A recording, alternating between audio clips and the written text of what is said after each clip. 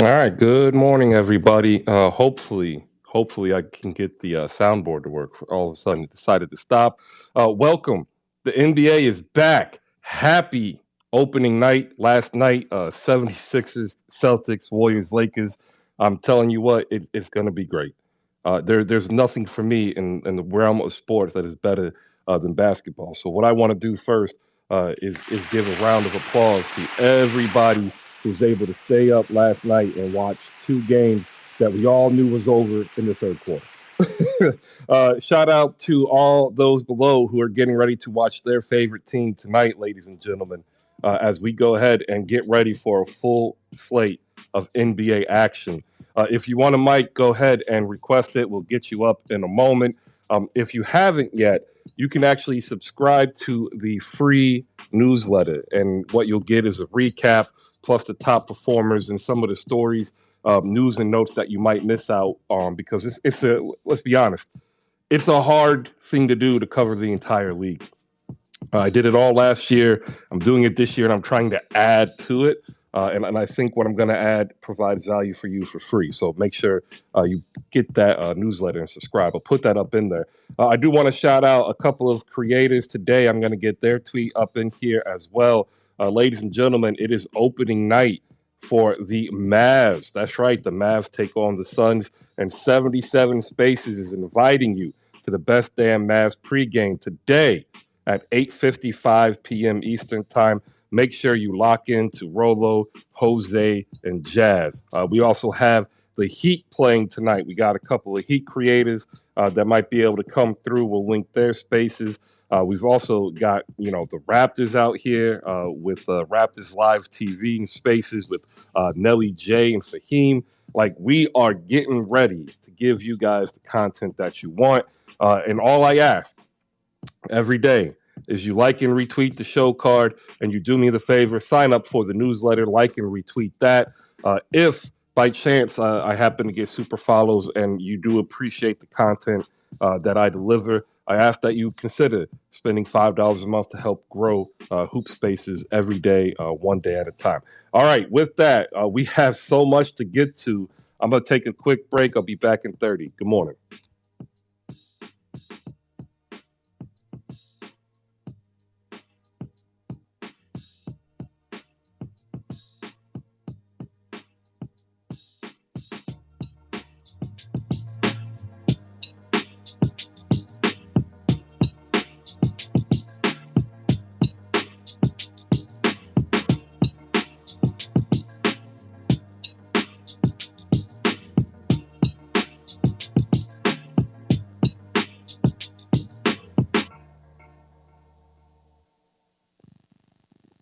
All right. Good morning, basketball fans. Good morning, NBA fans. Good morning, WNBA fans. Give a shout out to Brittany Griner. Her birthday was yesterday. She's still wrongfully detained. I'm telling you, it's kind of heartbreaking, but we have to keep keeping on and telling her that we are here thinking about her. So we want to make sure that we take the time to do that. Shout out to everybody down below who's come in and made part of what makes Hoop Faces great, giving us the audience to share our passion with. I see a lot of people down below. We're going to go ahead and get you guys and gals up here one at a time. But we got actual basketball to talk about, and I tell you what, I'm ecstatic. I'm happy, even though that my 76ers lost last night, 126-117 to the Boston Celtics. Um, I made a joke last night, and now other people are making the same joke. I had said that Doc Rivers is a great coach. I said that Doc Rivers is so good that he's got the Sixers only down by 10. But then I went on Spaces last night, and I don't normally do Spaces at night, but I was asked by a friend to come in, and I made the joke that Doc Rivers is simply duping everybody. He purposely went down to lose to the Boston Celtics on opening night to give them a false sense of security. And then now, like, a lot of people are throwing that out there. That's a joke, but hey, if you want to take it, roll with it. 126, 117. The Boston Celtics opened up the season with a victory over the 76ers, led by Jason Tatum and Jalen Brown, combining for 70 points. They're going to be a tough duo to challenge in the East. especially if they can get the rest of the team to contribute like they did last night. The Sixers were competitive for about two and a half. I'd give them three quarters, but they simply ran out of steam in offensive ability. Joel Embiid just couldn't handle the double and triple teams. He was throwing in the turnovers. PJ Tucker, yeah, we'll get into that a little bit later. James Harden did look good, so shout out to the beard. But like the only thing we'll take away from last night is the shimmy and the air ball. But he had a phenomenal game besides that. Down, below, there's a whole bunch of people who seem to want to respond to some Lakers creators who are purposely agitating you as the Warriors topped the Lakers 123-109. This game wasn't even really close. Anthony Davis and LeBron James looked okay. But the Lakers, they're the Lakers. They really didn't. Pat Bev, Russell Westbrook, they shot the Lakers out the game. And if you thought the jokes about Westbrook bricking last year was bad, just imagine 10 games into the season if Patrick Beverly and Russell Westbrook only combined for like 8 threes out of 60 attempts. Oh, it's going to be murderous and scandalous. We love it. Although I will say, part of Coach Darvin Ham's motion offense that he's wanting to install looked good at times for the Lakers, specifically when they're able to isolate Anthony Davis. So, mixed bag. I still personally don't think the Lakers are as good as others. I have them on our preseason at hoopsfaces.com 40-42. I've got the Warriors leading the league in wins with 58. And what I saw last night, I might drop the Lakers another couple games. All right. We have JFK, Nothing But Heat, and Javi up here. You are down there. If you want a mic, go ahead and come on up. If you don't or you can't, there's a chat box below. Hop up in there and say good morning to all of the wonderful basketball fans. Justin Padden already knows what is up. I want your reactions from last night. He's already got 3 tweets up there. All right, we're going to open up with Scott. Scott, good morning. Happy Heat Day for you. What did you see last night, and what are you looking forward to today? Thank you, Chris. It's always a pleasure to be around you and watch your Heat faces continue to flourish and grow. It's amazing watching the numbers continue to go up, up, up. I think this is just a testament to who you are. But I want to jump right at it and let's talk about those Sixers and my boy Maxey. Are you all ever going to utilize this guy, or you just let him play as hard as he has to play to survive on the court with his own teammates? Harden, he did have a good game, but if it wasn't for Harden, Maxey could have gone off for about 30 points. And I saw a lot of body language. I can't hear guys on the court, but I sure can see them. And I didn't like seeing Maxey being frustrated, not getting the ball on several sets last night. So you were talking a little bit about drama with the other team last night. If this doesn't get corrected fast, I think there could be drama in Philly.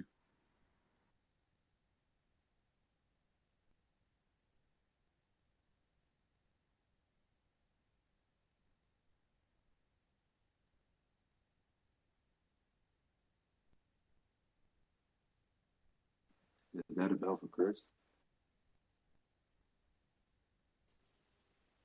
It looks Chris, like it doesn't. Sorry, got a phone call. Yeah, right. I got a phone call. I forgot to put my phone on Do Not Disturb. Yeah, they actually hired Doc Rivers specifically not to have drama, right? And now he actually creates drama. So it's gonna be a drama filled season. That's part of the reason why I went out in the beginning of the season and said, Doc Rivers is a great coach. Try to get ahead of it, Like I know what I have in Glenn Rivers as a head coach. I know what we have in talent, but last night we just didn't have enough. Appreciate it, Scott. We're going to hop back to you. We'll go to JF next and Javi. We'll go to Jay the Wakandan, Alfonso, and Young Heavy. Appreciate everybody. Good morning. Chris. Great day to you, Chris. Scott, happy Heat Day, my brethren. We are going to show out tonight for everybody to see. But let me just talk about the 76ers real quick, Chris. Man, I'm wondering if. See, I don't even want to get there. I don't want to get disrespectful. Look, shouts out to PJ Tucker, a Heat legend, okay? But honestly, 33 minutes, 6 points, and for a $30 million contract for a 37-year-old, Man, Chris, I'm still trying to see the value and if he is that dog that you needed on defense. I mean, I think what hurt y'all on defense is too much flopping by Joel Embiid. I kept on telling myself this, man, he's been hitting the floor almost every time like he plays. Like this is his thing. And when your body hits the floor, coming from a Heat fan, we already know what it did to Dwayne Wade. You get what I'm saying? It put wear and tear on his body. And I think that's the same thing that's happening. I think the 76ers are a little bit of a slow team with just the starting five. If you look at PJ, Embiid, and Harden, it's not like they're going to go run out in transition and break away like that. So that's another concerning factor about that. But from what I saw last night, it's not like they're a complete dumpster fire, Chris. Um, Again, we can say that for the Lakers or any of those teams. You know what I'm saying with those dramas, but I don't think they're a complete dumpster fire. I do believe that Joel Embiid is starting way too high at the three. Like, come on, man. Like, you can definitely play down low. You're 7 feet. All you got to do is just move your body and put your weight in different positions so you can go ahead and get the advantage. But it seems like he's so passive when it comes to that, Chris. So, You actually kind of started trailing off. I don't know if you lost reception or yeah, if you got a phone yeah. call. No, no, I'm right here, Chris. You My bet. bad. But yeah, I was just All gonna right. say. Last thing I was gonna say is that, man, I don't know what's gonna happen coming forward. I think that the team that's built already alone for the 76ers is gonna last, but I just believe that the Glenn River syndrome is gonna hit, and I don't know how hard it's gonna hit. So hopefully it's just a little cold or a little flu, and not no major pandemic like last year. But appreciate it, Chris. Absolutely. Let me go ahead and give you guys the numbers 126, 117, your final. Philadelphia actually opened up with a pretty good first quarter. Boston came back and it was actually tied going into the half. The third quarter is actually what killed us. The fourth quarter, Boston simply cruised and matched bucket for bucket. That third quarter jinx is what's really going to hurt us. Tyrese Maxey, 50% shooting, 21 points, only 2 assists, 2 steals. James Harden, 35 points, 8 boards, 7 assists. Joel Embiid, 26, 15, 5. But he had 6 turnovers last night, and that really hurt. Literally every time in the second half that Boston ran a double or a triple, he turned the ball over. Tobias Harris, 18 points, 7 for 14. That's exactly what I want to see shooting wise. 2 rebounds. You got to get more than 2 rebounds in 34 minutes. I don't care if Joel Embiid's in there. Like you got to be able to get at least 5, right? Like we're counting on you to get 5, so you can actually take some of the rebounding effort away from James Harden to preserve him. PJ Tucker, 6 points, 4 boards, 0 for 2 from three, and they didn't give him enough 3 pointers in the corner. The bench was putrid. It was horrible. It was just god awful. There's your highlights for the bench. Boston Celtics, Jason No, Tatum. wait a minute, Chris. Let me jump in here just for a second and get Go my ahead, first off Scott. on the Sixers game. Scott, he was moving fast. You Scott, go had ahead and five finish. starters almost getting 20 minutes in the first half alone across the board. All the starters got 20 minutes. You just simply ran out of gas, and then when Maxey subbed out late in the third quarter, Boston went on their run. You cannot play that way. I mean, as the other narrative was saying that the Sixers look a little bit older. They look a little bit thinner on the bench, but there's just no way to sustain that through the entire season with Maxey going 40 minutes a game, Joel and the rest of the crew getting 35, 38 minutes. If you don't get some bench production earlier in the game to rest and conserve energy, you're going to have these blowout tires in the third quarter and the fourth quarter going into the rest of the season. So I think there's an issue there. Oh no, I agree. We were going to come back to it, but part of the issue, I believe, is the late added of Montrezl Harrell. Even though he understands the basic principles of what Doc Rivers wants on offense, he still has to kind of get acclimated, and he wasn't able to really do anything effectively last night, which is why he only had 11 minutes. And I think that actually caused Glenn to run his starters longer because if he couldn't get Embiid, rest, then he was going to end up having a tired first unit and a energized Embiid, and then we saw how Boston was able to run doubles and triples, and Embiid just wasn't able to handle it. I think, unfortunately, they're still one piece short, and I think they're going to regret signing house because I think him and Yang serve the same purpose. And without an actual facilitator off the bench, this is what we're going to see pretty much for the entirety of the season for the 76ers. Let me go ahead and run through Boston real quick. We're going to bring Nat in here. We'll get Young Heavy and Jay the Wakandan. Then we'll get to Javi and Al. I want to thank everybody for popping in this morning. If you could do me the favor of liking and retweeting the show card. It's the very first tweet up there. There's 11 retweets. I want to say thank you to the 11 who retweeted. There's 95 people in the room. Like, come on. There's 95 people in the room. I should be able to get more than just 11 retweets. Do me that favor. Up next, we're going to go Boston. Like, this was a great five-man game. Like, even Al Horford and Derek White, who didn't score a bunch, who started every minute that they were in there, they were active defensively and causing havoc. Jason Tatum, Jaylen Brown combined for 70 points. Tatum added 12 boards, 4 assists, a steal, and a block. Jaylen still doing Jaylen things. 3 rebounds, 2 assists, 2 steals, a block, but he had 4 turnovers, 3 of them which went right off his foot. Like, it's unbelievable. Marcus Smart, 14 and 7. But the story is the depth of the bench. Grant Williams, 5 for 5. Malcolm Brogdon, 7 for 11. They added 31 points. And then they played Noah Vonleh, who actually was able to give them 20 minutes of somewhat pesky defense on Joel Embiid. But ladies and gentlemen, you have to understand, they're not healthy. They did this without Robert Williams III, who's now likely to be out for an extended period of time after receiving PRP to address the knee issues that limited him last season until he had the surgery to the finals. And they have room to make a trade. And that's the thing that I think a lot of people don't understand. Brad Stevens did a phenomenal job keeping the momentum, building the roster. And what I saw last night, they're not going to have any issues not having Coach Ime Udoka. Nat, congratulations on defeating the Sixers. We'll go to you. What are your thoughts on Boston? After you, we'll go to Jay the Wakandan, Young Heavy, Javi, and we'll bring in Al. Thank you, everybody. Good morning. Thank you, Chris. Good morning, everyone. First, I want to start off by showing love because that's what I do. James Harden looks amazing. I don't want to hear anything about James Harden. I don't want to hear about, oh, but he lost. That man looked great and he did what he can do. He looked like James Harden from Houston, and I was so happy for him. Even though I am a Celtics fan, I'm a huge James Harden fan. That's probably my favorite guard in the league of the past 10 years. He is just amazing to watch, and I love his comeback. This is a comeback season for him. I thought that Maxey looked fantastic. Maxey is another guy I love to watch. He looked great. Tobias Harris looks more comfortable in this offense. These are highlights, and you can't be upset about that in this first game, being a Philly fan. Joel Embiid, although the stats looked good for him, I don't think he played as good as the stats looked when the game is all said and done. There's some things that he can do differently and everything, but still love the guy. I love what Philly is doing. That loss is not on Doc Rivers. You can't get mad at Doc Rivers for putting out your bench and then the bench don't give you shit.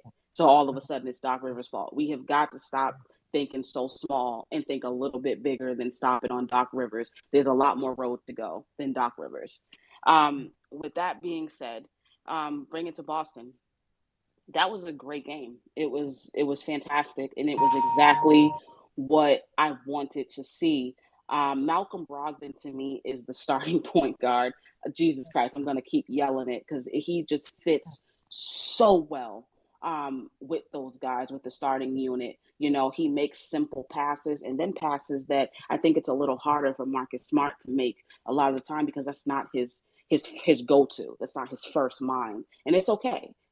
That's there's nothing wrong with that. But Malcolm Brogdon looked great. He looked like he had two knees to me. But that's just me. Noah Vonleh had positive minutes. He was playing defense. He didn't try to do too much. He tried to really hone in on defense and play the right way, and that's what he did. And I really hope he actually stays on this team because he's been a bright spot in preseason as well. Jason Tatum. Jason Tatum is a guy that people like to talk about, but they don't really watch him. They watch him for maybe 10 games, and then they think they have him figured out. This man has changed things to his game in every single season he has played in the NBA. Last night, what you saw was he's like, I'm going to finish through contact and I'm going to add a floater to my game, which is what I've been screaming, since the summer, just the summer. Maybe, I don't know. Hopefully he reads my tweets because I tweet a lot. But he worked on that, and that's what you got last night. Now he did the same thing as I said he was gonna do. He had 7 threes and made 2. What I said also was I hope that he takes 3 less threes a game, and couples that with the elbow shot or finishing through contact and trying to get the foul, something like that, or the floater. So I can take him taking less threes because I just don't think that he's gonna get 5 of up to 7 threes a night. At least he's gonna make them every night. So I can deal with him taking 4 or 5 threes and then getting some twos in there. But it was a great showing. Jaylen Brown, hey, he's very efficient. He knows how to score if you just don't let him dribble too much. I think he still has some of the same issues, but luckily there have been guards added to this roster where it can basically take away from that bad dribbling because you have guards that can make up for it. So but he still had 35 and he's efficient. That's what he's going to do. That's the player he is. He's shown you who he is the last 2 years, and it's okay. That's just who he is. Al Horford, he's going to have some help with these bigs because Grant Williams is telling you I should have had the bag. What happened? And that's what you saw last night. He said I added some stuff to my game too. I didn't think that Grant Williams was going to be as good as he is now, but here we are. His shot is crisp. He plays great defense. He gives people hell on the perimeter and in the paint. And he scores. And so I love Grant Williams. This team. Again, I don't know about you, but coaching didn't look like an issue to me. We're going to be right back in it. Thanks, Chris. Yeah, I think you're going to be right back in it as well. I think anybody who doesn't really see that, I think they're probably having some bias. And speaking of bias, we're going to go to Jay the Wakanda Tech Support, who's biased towards Jackson State University. Jackson State by 40. Jay, what did you see last night between the Celtics and Sixers? After you, we'll go to Young Heavy. JFK, we'll get in Al. To bring it back, we have Javi, Scott, Alfonso, and we're joined by the bad guy, ladies and gentlemen. Good morning. Good morning, everybody. What I saw in the Boston 76ers game, to me, was the difference of the game was Boston had a set rotation and an optimized rotation, whereas I think the Sixers are going to have to figure that out. I know Thibault didn't play, but I think the Sixers would be better served if Maxey was the first sub, and then maybe Tobias Harris, and they put in Thibault and let Harden and Embiid run a 2-man game with the first unit in quotes, and then let Maxey get his with the second unit because like Nat said, or it wasn't Nat. I forgot who said it. But yeah, Maxey was definitely frustrated that the ball wasn't coming to him on a Thank couple of you. sets. And so I think the answer to that is Maxey starts, but you pull him 4 minutes in, and then you put in Thibault, so then you have defense, and then you just play super slow, let Harden and B play a 2-man game, and then you let Maxey and Tobias Harris cook on the second unit, and they run their version of a 2-man game. And then you see where that gets you. And I think that's a more optimized rotation, and it lets you not play so many small guys at once because Melton gave you a decent night, but he was too small to stop anybody.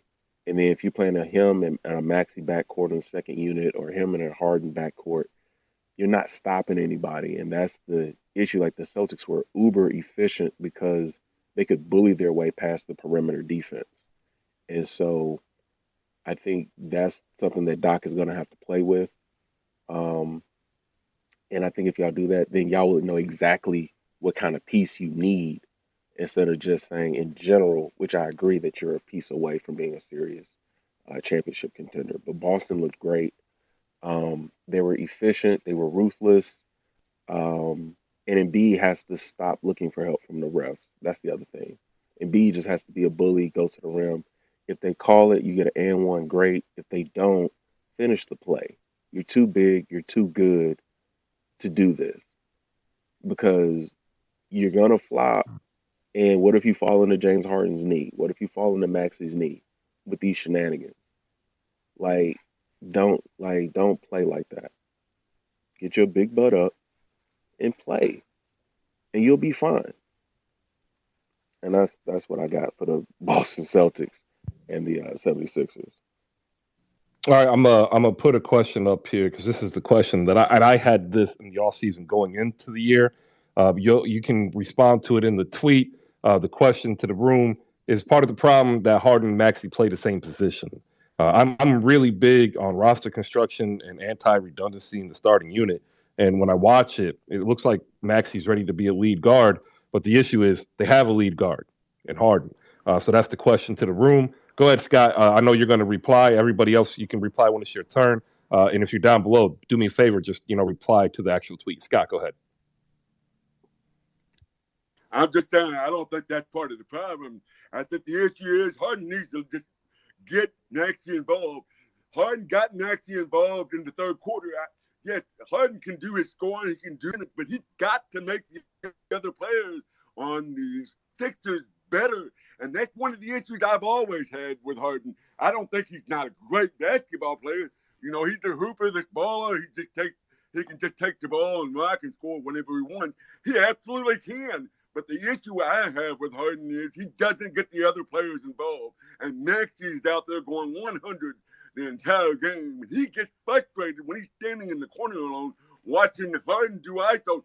Even if the ball goes in at times, and it did last night, he looked super.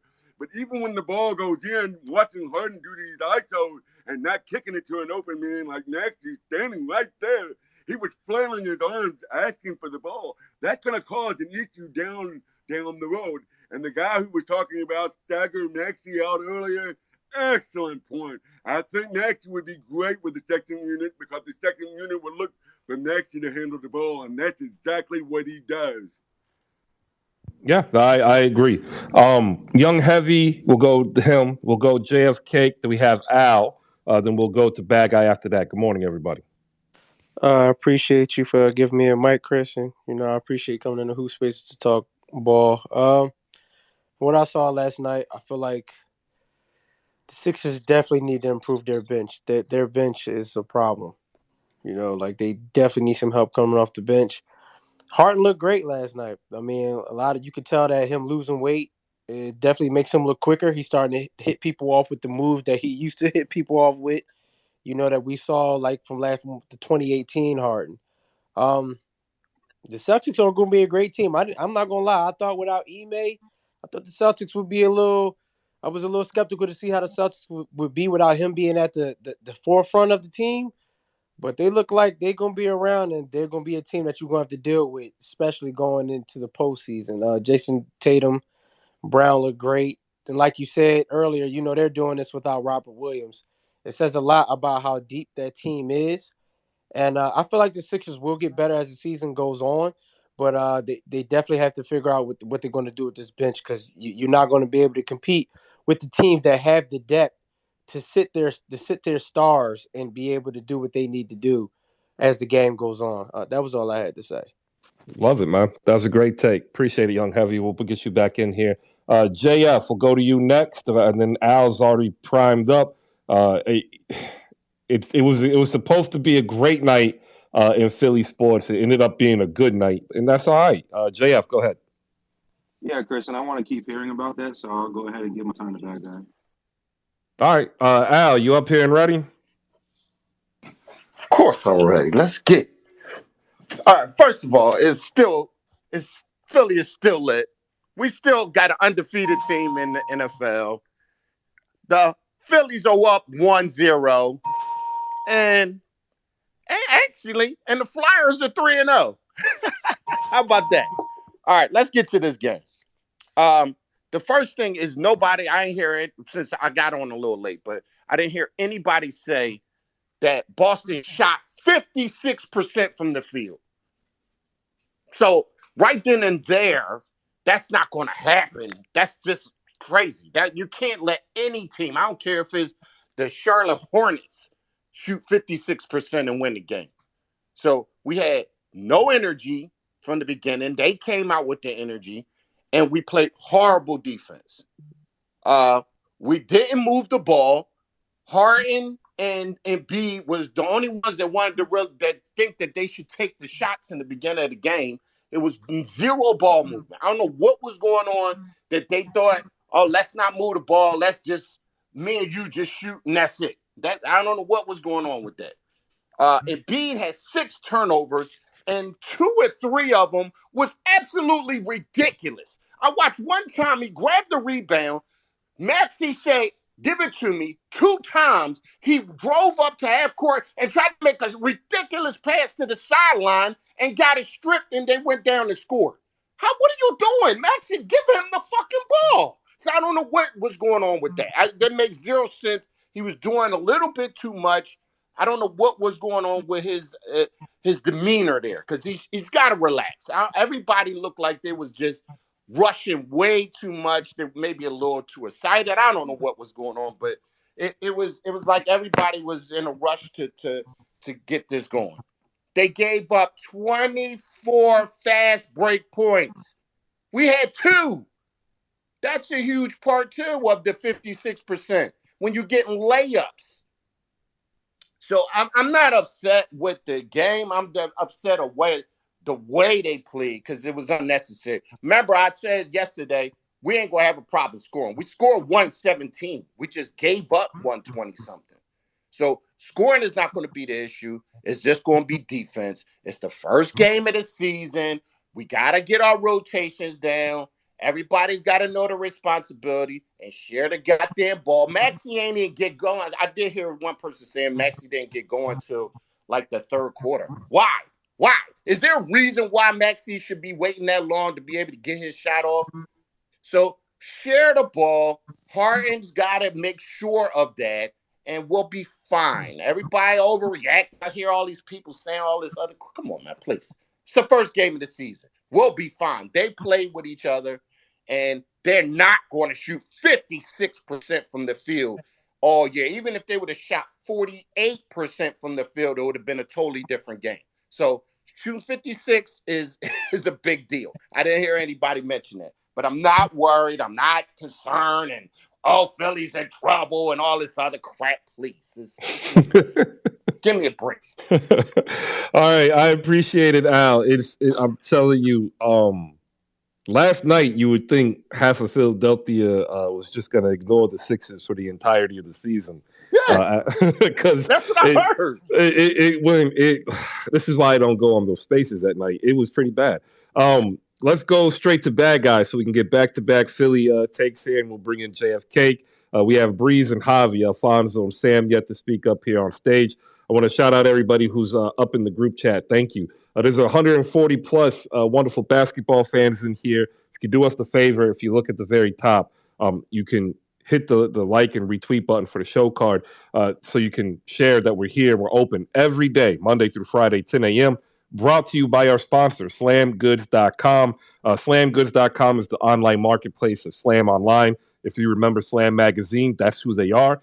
They are one of the leaders in basketball apparel and accessories and memorabilia. So make sure if you want something that is significant to you and your team, for instance, like the Tim Duncan Funko bobblehead doll, head over to slamgoods.com. You can use code word hoop spaces as the promo code, save 15% off of your entire purchase. Up next, the founder of NFL Warzone, my man Cash, the bad guy. He is here in the building, ready for another season of Hoop Spaces and Philly Sixers ball. What up, bad guy? How you doing? Cash. What up, Al? What up, Chris? Y'all talking like it's the end of the world here. Change the lineup and this ain't working and Maxey need to go to the bench. What is going on? Listen, I remember when Michael Jackson died, Chris, the Lakers went on a run. When DMX passed away, the New York Knicks went on a home tear, if I'm not mistaken. They was rocking at the Garden. And Bill Russell passes away, and people think the Sixers really have a chance to win the first game at home in his honorary memory night. What's going on out here? I'm really confused. I think it was a great game for the 76ers. I look at last year and say James Harden was missing, and I need him to be back. And he took the first step to be back because it's about the playoffs for us. It's about the playoffs at the end of the day. I don't care if we are 1 seed, 2 seed, 3 seed, or 4 seed. All I need to see is James Harden playing like this in the playoffs and Embiid back in form. Everything is all right. Everything is all right. Everybody calm down. Calm down. We will be in the finals this year. It is the 76th year of the NBA, and the 76ers will win the championship.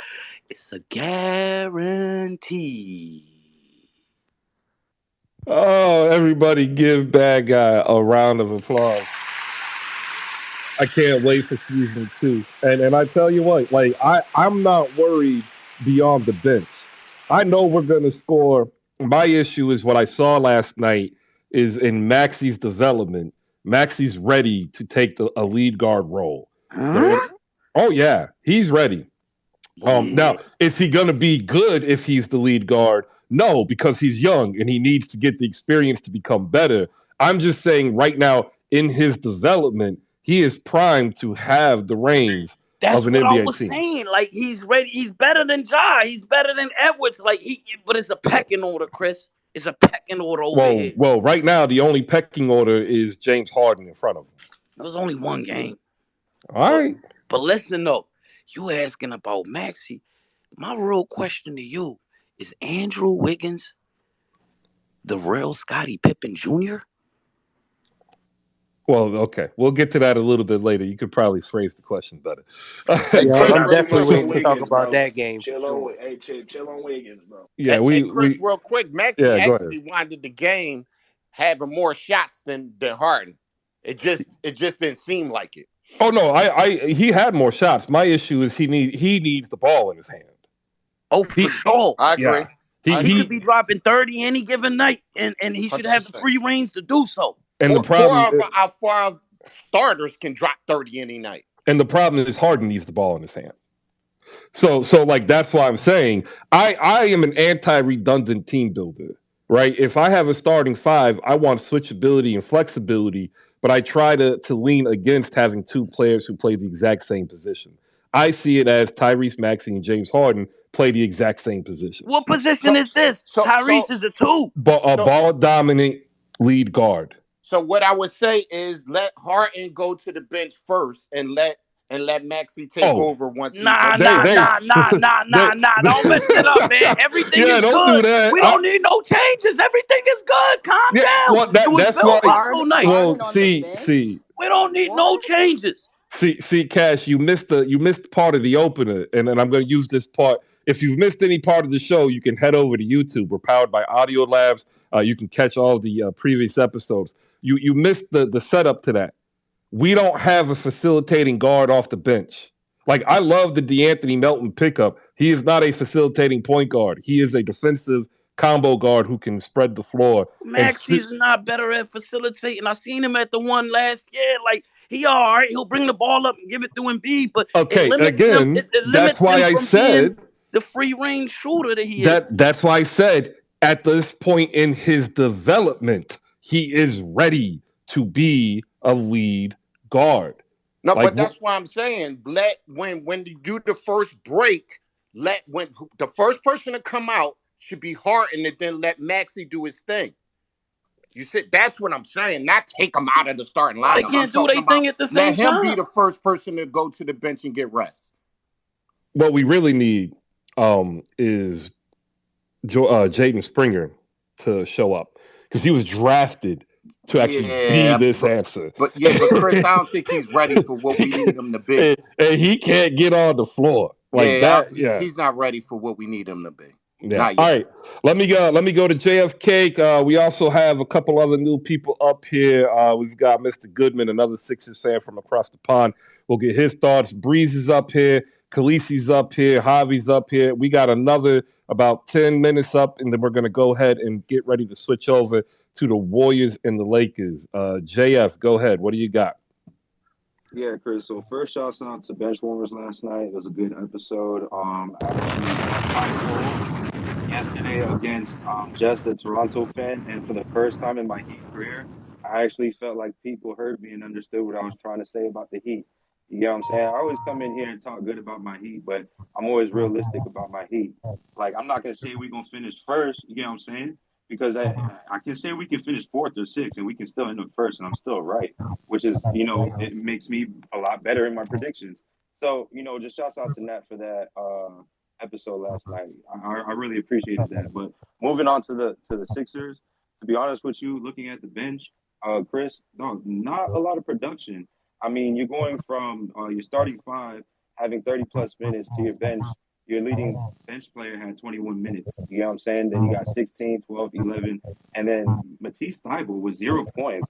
Was he injured, Chris, or something? Because he didn't play last night. Nah, he. I think he got 10 seconds. Well, I don't know if they record 10 seconds or if you They got to don't. be in They don't. okay, so you got to be in at least a minute. All right, so again, so yeah, he was not playing as much, which I think he's one of the main contributors for the continuity of this team from last year, and I think he needs to go ahead and develop with the rest of the rest of the starting five. And I think what Doc Rivers didn't do is have good lineups. I think what he tried to do is just use his players to win the game, and just let them do what they do. So I'm always trying to figure out what Doc Rivers is doing. Now I'm not saying anything bad about the coach Doc Rivers. But sometimes when Glenn Rivers comes out, then I gotta say a couple things. You know what I'm saying? So I haven't really seen Glenn Rivers last night. I'm not gonna really put it all on him because I would have to say Joel Embiid didn't play his best game. Again, 15 and 26, like those are good numbers as well. But it's still the way he played defense. I don't think it was as good. And why does he have to three so much? Why does he back up if he doesn't get the ball in the post in the first like 3 to 5 seconds of an entry pass? Like he just goes straight to the wing or to the 3 point. Like I'm trying to understand why he does that.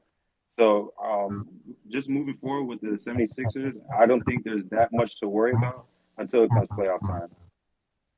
All right. I mean, I disagree. We just Was put up that shade to Keep James that 116. same Harden? energy, boss. Was that shade to James Harden? That's crazy. All right. I ain't saying Y'all nothing bad cooking the about James wrong Harden. person. Y'all cooking the I, wrong person. I can't say anything bad about James Harden because he did what he did last night. I mean, a lot of people showed great things, and it's a bad guys thing. Like, yo, it's hard to beat the Boston Celtics coming off a loss from the finals. Obviously, they had that little Bill Russell memorial, so there's a lot of emotional morale into that, Boston win. So I'm not saying that Philly played a horrible game last night. It's just certain things I didn't expect to see from Joel on the first game. That's all.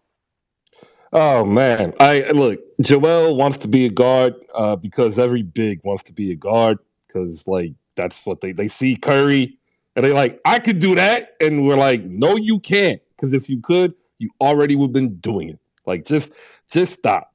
Go to the post. Like you had Grant Williams on you. Grant Williams. He's 6'5". You're like literally 7 inches taller. All you had to do was put your arm up and call for the ball. And you know what would have happened? The ball would have rotated. It would have got to your hand. And then all you had to do was wait for the double team you knew was coming and then swing the ball out. Like it's not you should have been doing this for like 15 years by now. It boggles my mind. Boggles the mind. Hey, Chris, did you see they changed some things up and they wanted to get him the ball a lot at the top of the foul line, and that was a good strategy a little bit, but not every time down the floor. Yeah, and he's not a high post passer. And every time he gets it in the high post, he spins around, jab steps with the left, and tries to go to the right. It was And he's mainly because the Celtics was in some BS man zone type of nonsense, though. that's not That's BS. why. It's effective defense. It is, but he should have. I'm gonna get there. Wait till you come to me. Yeah, I'll get to you right after we get to Saliba Goodman, another Sixers fan. Unfortunately, an Arsenal fan. I have no idea what that even means. I just threw that out there as a joke. Saliba, It good means morning. he's a fan. Never mind. Yeah, I He's don't. a fan of some team we would call poo. What's up? How you doing? But Good they're morning. decent Hi, right good now. Chris Fabian. Yeah, obviously staying up for these games, especially if you're in the UK. It's games start I think at 12 midnight, 12:30. Nevertheless, we stayed up. So I think there's more positives to pick up from this game than negatives. I think the main one, you guys mentioned it a few times, with the James Harden. I mean, that looked like he had that bounce back. The way he was just crossing guys over. I think the shot looks a lot more elevation on that shot. He looked very comfortable, very, very fit. So I'm very happy with that. With Tyrese Maxey, I think when we watched the preseason, a lot of us thought this guy is gonna have a great season because he just looks like he looks ready, like you said, Chris. I just don't know if Doc knows that he's ready. So I think it's just a matter of Doc just giving this guy, because I liked the way he left him in at the end of the third quarter and he started the fourth quarter with Tyrese. That was pretty good. It's just that he needs to find him these windows where he can actually express himself and help the team while you got James Harden resting. Um, we I mean, this is a problem we've always had with the Sixers. We allow way too many open shots, especially the threes. I think we need to deal with that. Defensive rotations and the way the players play together. I think eventually that's going to get better throughout the season. The more they get these guys gel and play together. But I don't think it's the end of the world. Obviously, you're playing in Boston. It's never easy. So, yeah, I think a lot of the fans overreact to these results. But we just got to look out for the positives and see how we can build on it. As for the bench, I think a lot of these guys just need to settle down. The biggest positive for me was not seeing Korkmaz on the floor. I'm really glad that we're not going to see much of that guy. But I think, especially with the new kid Milton and Trez, I think these guys they just need to settle in, and eventually they'll pick it up. So not too many things to worry about, and I think we're gonna look good. Same thing with the Milwaukee game. I don't think I'm gonna look too deep into that game if we lose. I just want to see constant improvements, and hopefully the coaching staff and Doc are reacting to these issues. But yeah, thanks, Chris. Absolutely, and I appreciate you staying up, man, and coming in here and sharing. Next time I'll try to get you in a little bit earlier because I know the time difference can be a crunch. All right, we're gonna go to Javi. Yeah, he's gonna come in here. He's gonna poo on the 76ers and tell us why we're No, not I'm gonna win a not. No, championship. I'm not. No, I'm not. But y'all aren't winning. Y'all aren't winning. But I ain't gonna shit on y'all. But look, let me cook real quick. So Go ahead. one thing I noticed last night is the Celtics are the same team. Like they're the same team. And in my eyes, if y'all listened to me last season, I didn't even think they should have got there. Double team, triple team, Jason Tatum, Jaylen Brown, make them make fast decisions, and you can beat them. You can easily beat them. But why? Philly ain't really got defense like that. Y'all don't got y'all best defender on the best player. Okay. And then when we go down to the offensive end, Philly needs to do one thing. Not even Philly. Joel Embiid needs to do one thing that he has not developed in his game since he's been in the league. And I don't see how he can watch Jokic win 2 back-to-back MVPs playing the way he's playing with the roster that he has in Denver and not try to take something from that game. I don't see, like, how are you not doing that, bro? You're getting doubled and tripled in the post and you're not kicking? You should have 10 assists a game easy, bro. Easy. But why? No, you want to ISO. You want to look like Hakeem. You want to do all this pretty shimmy shit like you Steph Curry and you not. Bro, you low-key sold James Harden.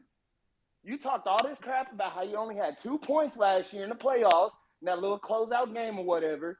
So this year he came out looking like 2018 James Harden, bro. He lost some weight for you. He putting Jason Tatum on all fours for you. Come on, bro. You telling me you can't be the MVP caliber big you need to be? This ain't on Tyrese Maxey. This ain't on Doc Rivers. Because Doc Rivers knows Tyrese Maxey is ready. Because in the preseason, he told Tyrese Maxey how he wants him to be more aggressive and calling for the ball. So he know he ready. That ain't the problem. The problem is Joel Embiid don't want to elevate his game to a real facilitator type big man, bro. He needs to do that if Philly wants to win. If he doesn't do that, y'all aren't going to win. Because when y'all had it on y'all team, y'all didn't treat it right, and y'all booed him out the city, and now he played for Brooklyn, who y'all might lose to in the playoffs. That was the best. I don't know why y'all did. I don't know why y'all chased Ben Simmons out of Philly. Worst decision ever. Worst decision ever. Because he was y'all's defense.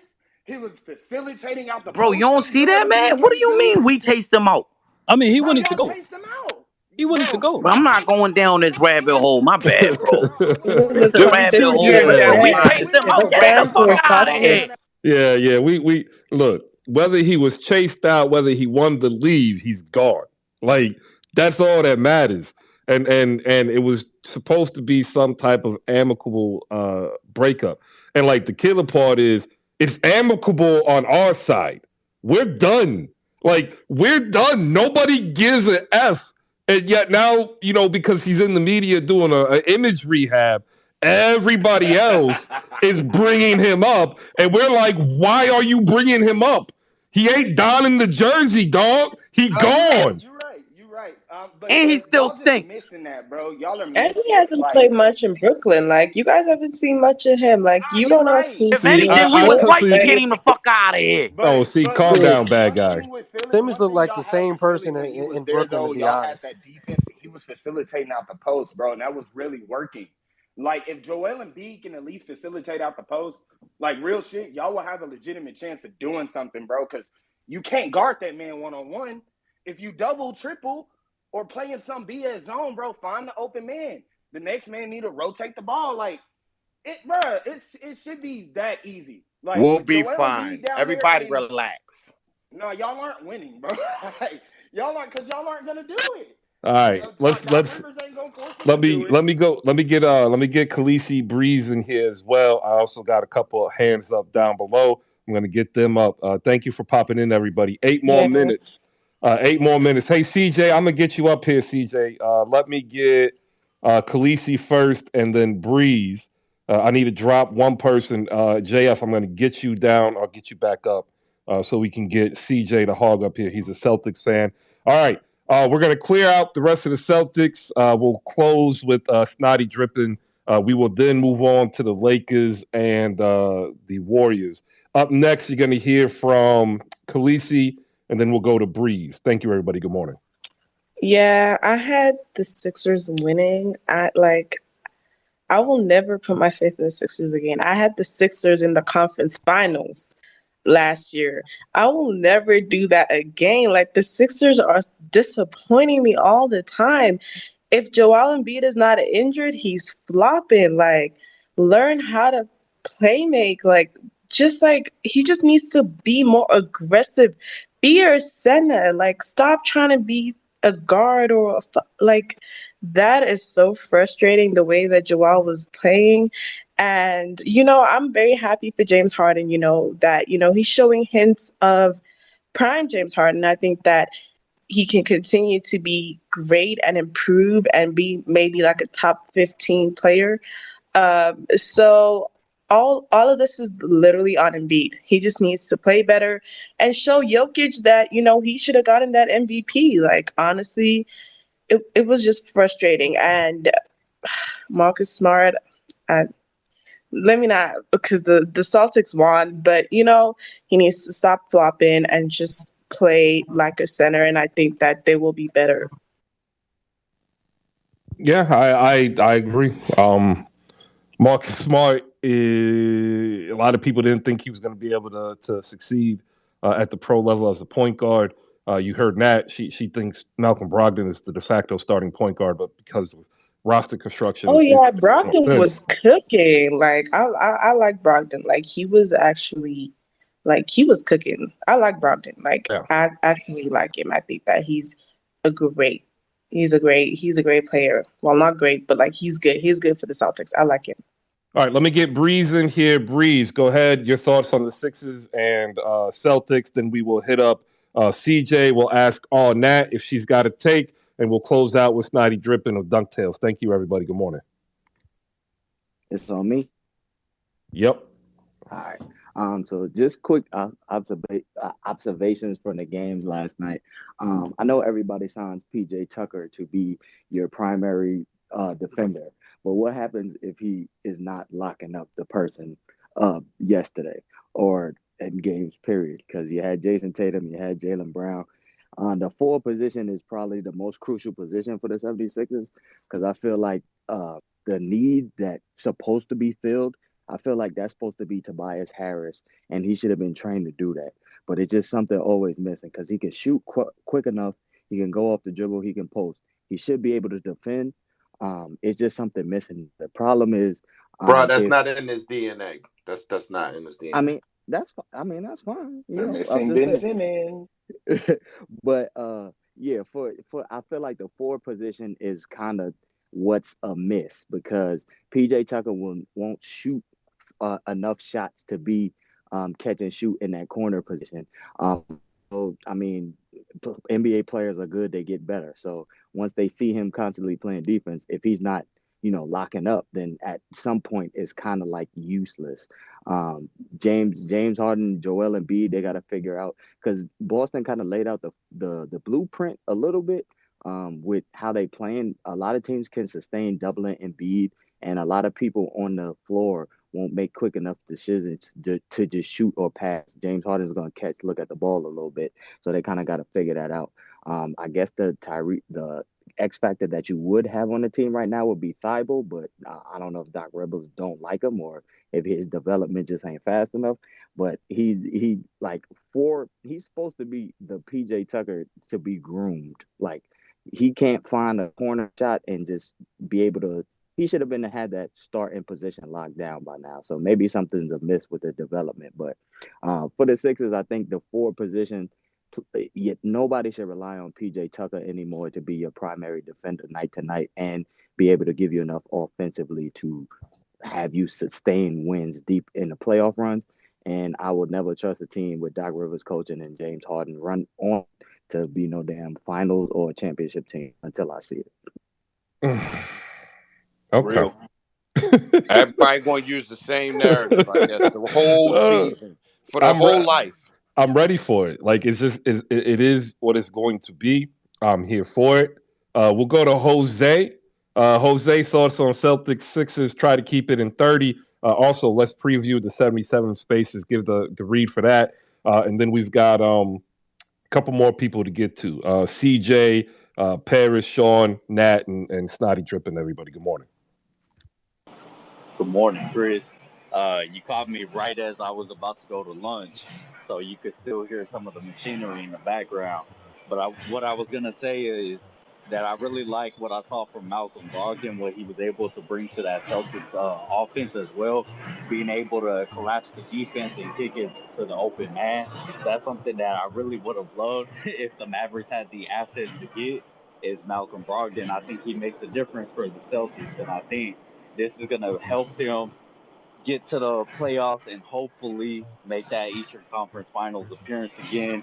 And we'll see how that shakes out. Something that I saw from Philly is I didn't like Joel Embiid's flopping as well. I just didn't like how he played last night. It's something aesthetically that I just wasn't pleased. You got a 7 foot, damn near 250 pound body, and he's just flinging it all over the place. Uh, Also, I really love Tyrese Maxey, somebody again that the Mavericks could have had, but they let him slip by. So I really love what I saw. Disappointing that he didn't get the ball as much, but hey, he made what he made do, and that's what I love to see out of Maxey. James Harden, I don't really care. I mean, he is what he is. The Warriors and the Lakers game I saw more of, so I'll get more on that. But 77 Spaces comes back later on tonight. If you looking forward to the Mavericks and Phoenix Suns, please make sure to check in with us, and I will hand the mic back over to Chris. All right, appreciate it, everybody. I'm going to use this time as we hit the second hour to say thank you for spending any part of your time. For those who popped in, the Hoop Spaces, do us the favor, like and retweet the very first tweet up top. It's the show card. Also attached to that, you'll see a link to our sponsor, Slam Goods, where you can go pick up your apparel. The latest issue is out. Featuring Kawhi Leonard and PG. It's $10. If you use promo code Hoop Spaces, you save 15%. Make sure you sign up for the newsletter as well to hit out every day. Give you the news and notes so you don't have to worry about clicking in a whole bunch of places, as well as a decent recap. And I say decent because honestly, the best recap we have is here during the show because the voice of the fan is really what drives the sport. Appreciate everybody popping in this morning. Up next, we're going to go ahead and go to Paris Anderson. We got Sean with the W, and then we've got All Nat, ladies and gentlemen. Good morning. Good morning, everybody. Chris, isn't it beautiful? This is man. We got all Nat in here. We got the other Nat. I'm not even gonna speak on Boston because Nat. I'm afraid of her. But listen, we'll get to the Warriors. Ladies and gentlemen, it's over. Listen, it was what? How many points did we have? I forgot, man. I fell asleep. I know that we won by 14 points. You know what I'm saying? And that's the same amount of seconds, Chris. Jordan Poole had to duck, but he didn't duck, right? But that's okay, right? Because we still got our ring last. Don't do that. Whoa, whoa, whoa. Let me finish. Let me finish. Because Draymond Green didn't punch anybody last night, right? So this is going to be beautiful. Chris, Wiseman had 7 points and 8 rebounds. Oh, man. I am so excited. I am so excited. Kaminga had no points. Doesn't matter because we still won. I mean, LeBron James at this point is you know how you go to a game, you go to the game because you want a free t-shirt or, a cup or anything like that. That is what LeBron James has become now when he comes to the San Francisco Bay Area and plays the Golden State Warriors because he's not winning anything. Chris, we're 1-0. I think the first 10 games we're going to probably be around, fuck it, man, 10-0. All right. We're here, ladies and gentlemen. Curry's still better than everybody else. The Warriors are undefeated. Ring night was beautiful. Best rings ever. We got 4, Chris, on our way to 5. Time. On our way, baby. We on All our right. way, baby. Appreciate Back it, to Paris. back. Appreciate it, Paris. Up next, we're going to go Sean with the W. Sean, good morning. Please continue the lampooning of Doc Rivers and the Philadelphia 76ers. I'm actually not going to lampoon. I'm going to tell y'all to calm the hell down. It's game one. It's game one. People talking about, oh, this guy needs to go to the bench and this guy needs to start and I had them in the conference finals, but not anymore. And it's like, yo, it's game one. Let me remind you, last year in game one, the New York Knicks scored 138 points on the Boston Celtics. And we saw how that ended. Y'all got to chill out. It's game one. That's it. That's all I have to say. Well, I'll check back in later. Appreciate it, Sean.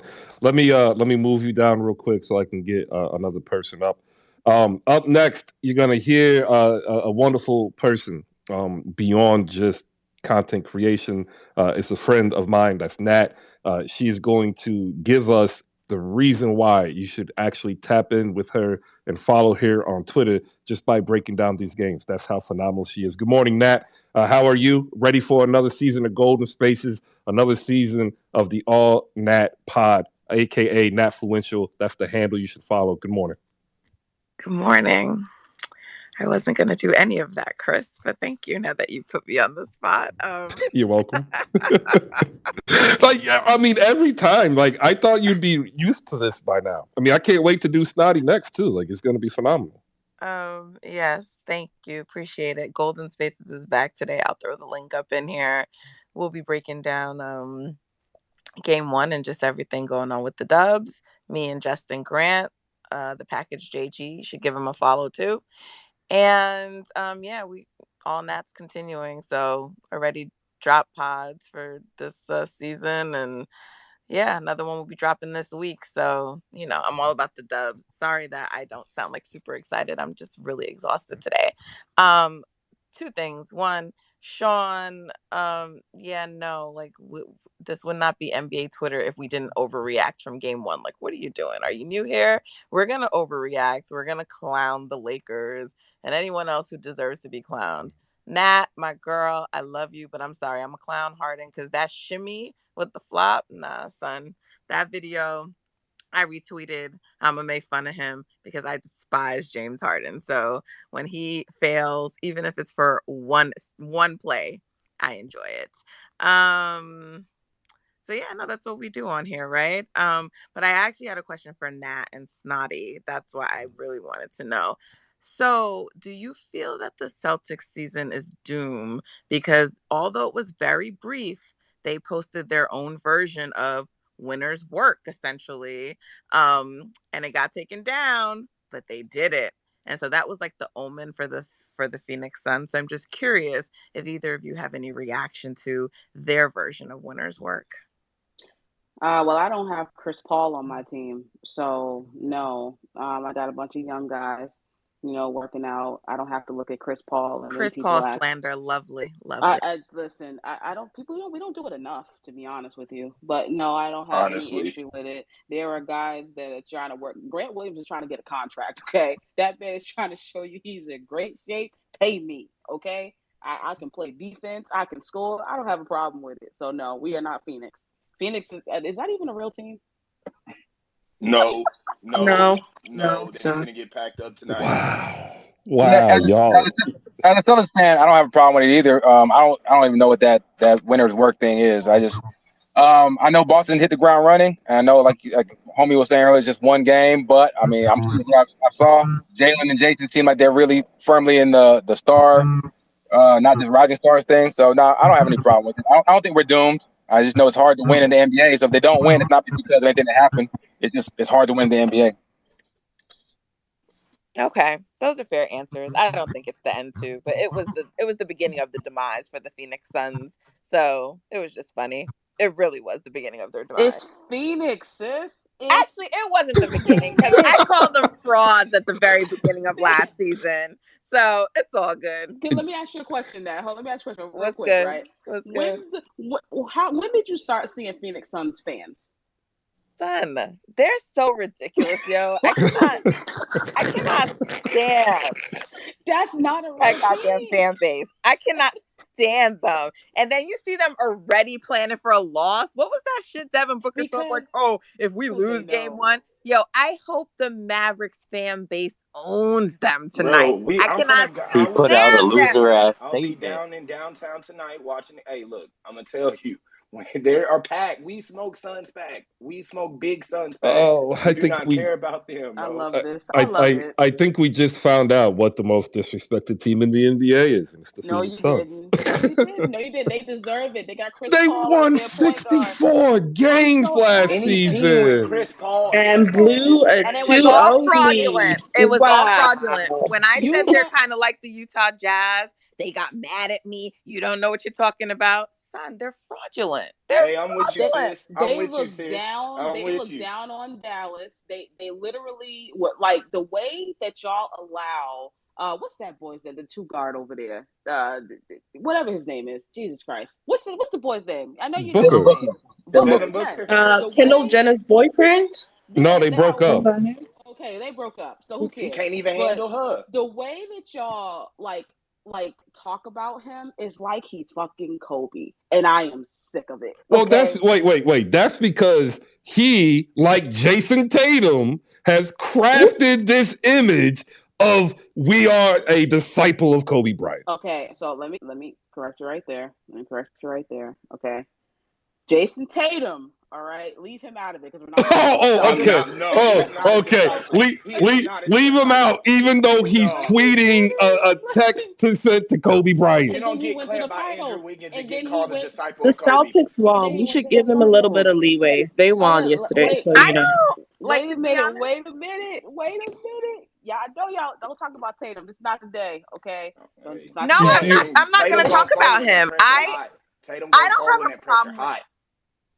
I don't have a problem with Tatum or Devin Booker or really anyone. Like all these guys looked up to Kobe, and if that's how because I've actually heard Book push back at the Kobe comparisons. He's like, there's no Kobe. So they grew up idolizing the guy like many players did. So I really don't have nothing wrong with that. Yeah, I don't have an issue with any they of gotta that. let my man rest in peace, man. They just carry themselves. Hey, did Kobe idolize Jordan? All right, so too many people going at once. Let's go to Nat. All Nat first. We'll let Nat finish her thought after all Nat. JB Fortis has his hands up. We'll go ahead and get him. JB, do us a favor. Shoot everybody on stage a follow. Then we've got Jose. We still actually need to go to Snot so we can get his take. We got Justin down below as well. Gifted Blade, KP, and Tony. You three are the next up. Appreciate it, everybody. Go ahead, Nat. Yeah, just the only issue I had with Phoenix Suns, and I don't know about everyone else, is just that they carried themselves like they had done something already. They talked like they had done something already, and they hadn't. And like, even as Chris Paul as their leader and the media's like just obsession with him, like he hadn't led anyone to shit yet. So I just didn't understand, and still hasn't led anyone to shit. So I don't understand why there was this like kind of like arrogance to them in terms of the way that they carried themselves, and they were duly humbled in the worst way last year. So I always thought they were fraudulent. I actually think like they're not going to be that great this year. Like, I mean, I think they'll make the playoffs, but I don't expect 60 something wins. Chris Paul was looking sort of sus in preseason. He's older. I don't want to say the man's old, but he's older. I don't know. I don't know what they're gonna do. They're trying to trade Jay Crowder, maybe, maybe not. They just got too much going on over there in Phoenix. So I think whatever little window that they had has gone and passed. I don't believe in them. I thought they were frauds last year. I don't expect them to do anything this year, but whatever. They're a fun team to make fun of. Their fan base is insane. They're crazy and they deserve everything. So I am rooting for the Mavs to embarrass them. I want embarrassment, not just a win. Embarrassment. That's what I'm rooting for tonight. All right, Matt, If go ahead y'all and finish didn't your. know, all is sports talk shit. Now it's football. But go ahead. You sound like you're talking into a pillow. Oh my We're all God. concerned for you. Nat, go ahead and finish your original thought. You know what it is with Paris? He wasn't gonna say nothing good, so that's the That universe is could be looking out that could for us. be true. That really So could be true. it's all good though. But yeah, the difference to me with Booker and Tatum, since you brought it up, Chris, Tatum's attitude, man. Tatum's attitude, he don't go around like showboating, man. That man plays the game. He can score 40, and his face barely cracks. To be honest with you, he'll do a little hoorah, and then he's gone. Devin Booker, man, that man will score 15 points, and his attitude is just disgusting. And he annoys the hell out of me. He's just annoying, and I don't like Chris Paul. Anywhere Chris Paul goes, just the demise. That's all. That's all I'm looking for. But yeah, I wanted to get into the Lakers and the Golden State. So let me know when we get there. All right, we'll go next to Snotty Drippin', ladies and gentlemen. One half of the Dunk Tales podcast with JP, the host and truth teller, Boston Celtics fan. And I'm gonna warn you now, like he don't play no games. He doesn't care if he's not a fan of your favorite player. He'll let you know. Also, you got to catch the Dunk Tales podcast for the most what creative basketball discourse you could possibly have. Shout out to the amazing work that he and JP put in behind it, as well as the sponsors. You have to listen to it. It's not good morning. How you doing? What's up, man? Sixers, Celtics, and then you can go into Lakers, Warriors. What you got for us? For sure. Everything Chris says is a lie. We are not exciting. We're boring. I'm always respectful, and I love all players. But so I was pleasantly surprised by watching Boston last night. I really maybe I give Philly too much respect because I thought they'd have a better challenge, and they played really well. I love Maxey. Maxey looked really good in spurts. I thought Embiid looked really good.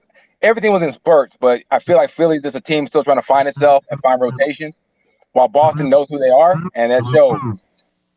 Homie said it earlier. Malcolm Brogdon is a great addition. I think I'm gonna disagree about him being de facto starter. I think it's great, smart starts and sets the tone. Malcolm comes in against softer second unit and gets warm, and then he's ready to roll with the starters or not. So, yeah, man, Boston was really impressive. Jason and Jalen are now legitimate stars. I can't blame Embiid, man. He's not a passer. He's not going to be a passer. And so I get that you guys want him to be some get better at it, but you really, I think passing and facilitating is more of it's almost like a natural talent versus a skill that you can really learn. And Embiid has gotten much better about it. I don't think he'll ever be a top-notch playmaker out of the post. That's just not who he is. I think this is more of a case of a team learning each other. And like homie said, it's only one game. Philly fans don't get too aggravated. But I know you like to beat Boston, so sorry you can't have it this time. Yeah, Boston just further ahead in development than Philly is right now. Yeah, I agree. Did you catch the Lakers and Warriors last night too? I did catch some Lakers and Warriors, and the same kind of thing, man. The Warriors they're fully formed and they're ready, and they're adding pieces. And these young guys, Kuminga tries to do too much. That's who he is right now, and that's fine. I think Moody is a great. They're already reloaded and they're not even empty yet. That's what's scary about Golden State. While the Lakers still have done a bad job of roster construction around AD and LeBron. And I guess I could see the concern with AD. AD, man, we know he has a world-class ceiling. He just doesn't find that ceiling consistently enough. That's where it really comes down to with great players, right? They consistently can dominate games. And AD will do it for a 10-minute stretch and then he'll kind of just fade off. LeBron James used to be able to do it for 30 to 48 minutes. He just can't do that anymore. And then there's Russell Westbrook. So I think the Lakers are in a little bit of trouble. Unless one of those young guys really pops, like Lonnie Walker or something, and I doubt that happens. Golden State is just Golden State. Right now, I think they got to be the leader in the clubhouse as final favorites and titleists again because they're deep, they're confident, they know what they want to do. Steph Curry is Steph Curry. Draymond, I think they got enough other stuff to cover it.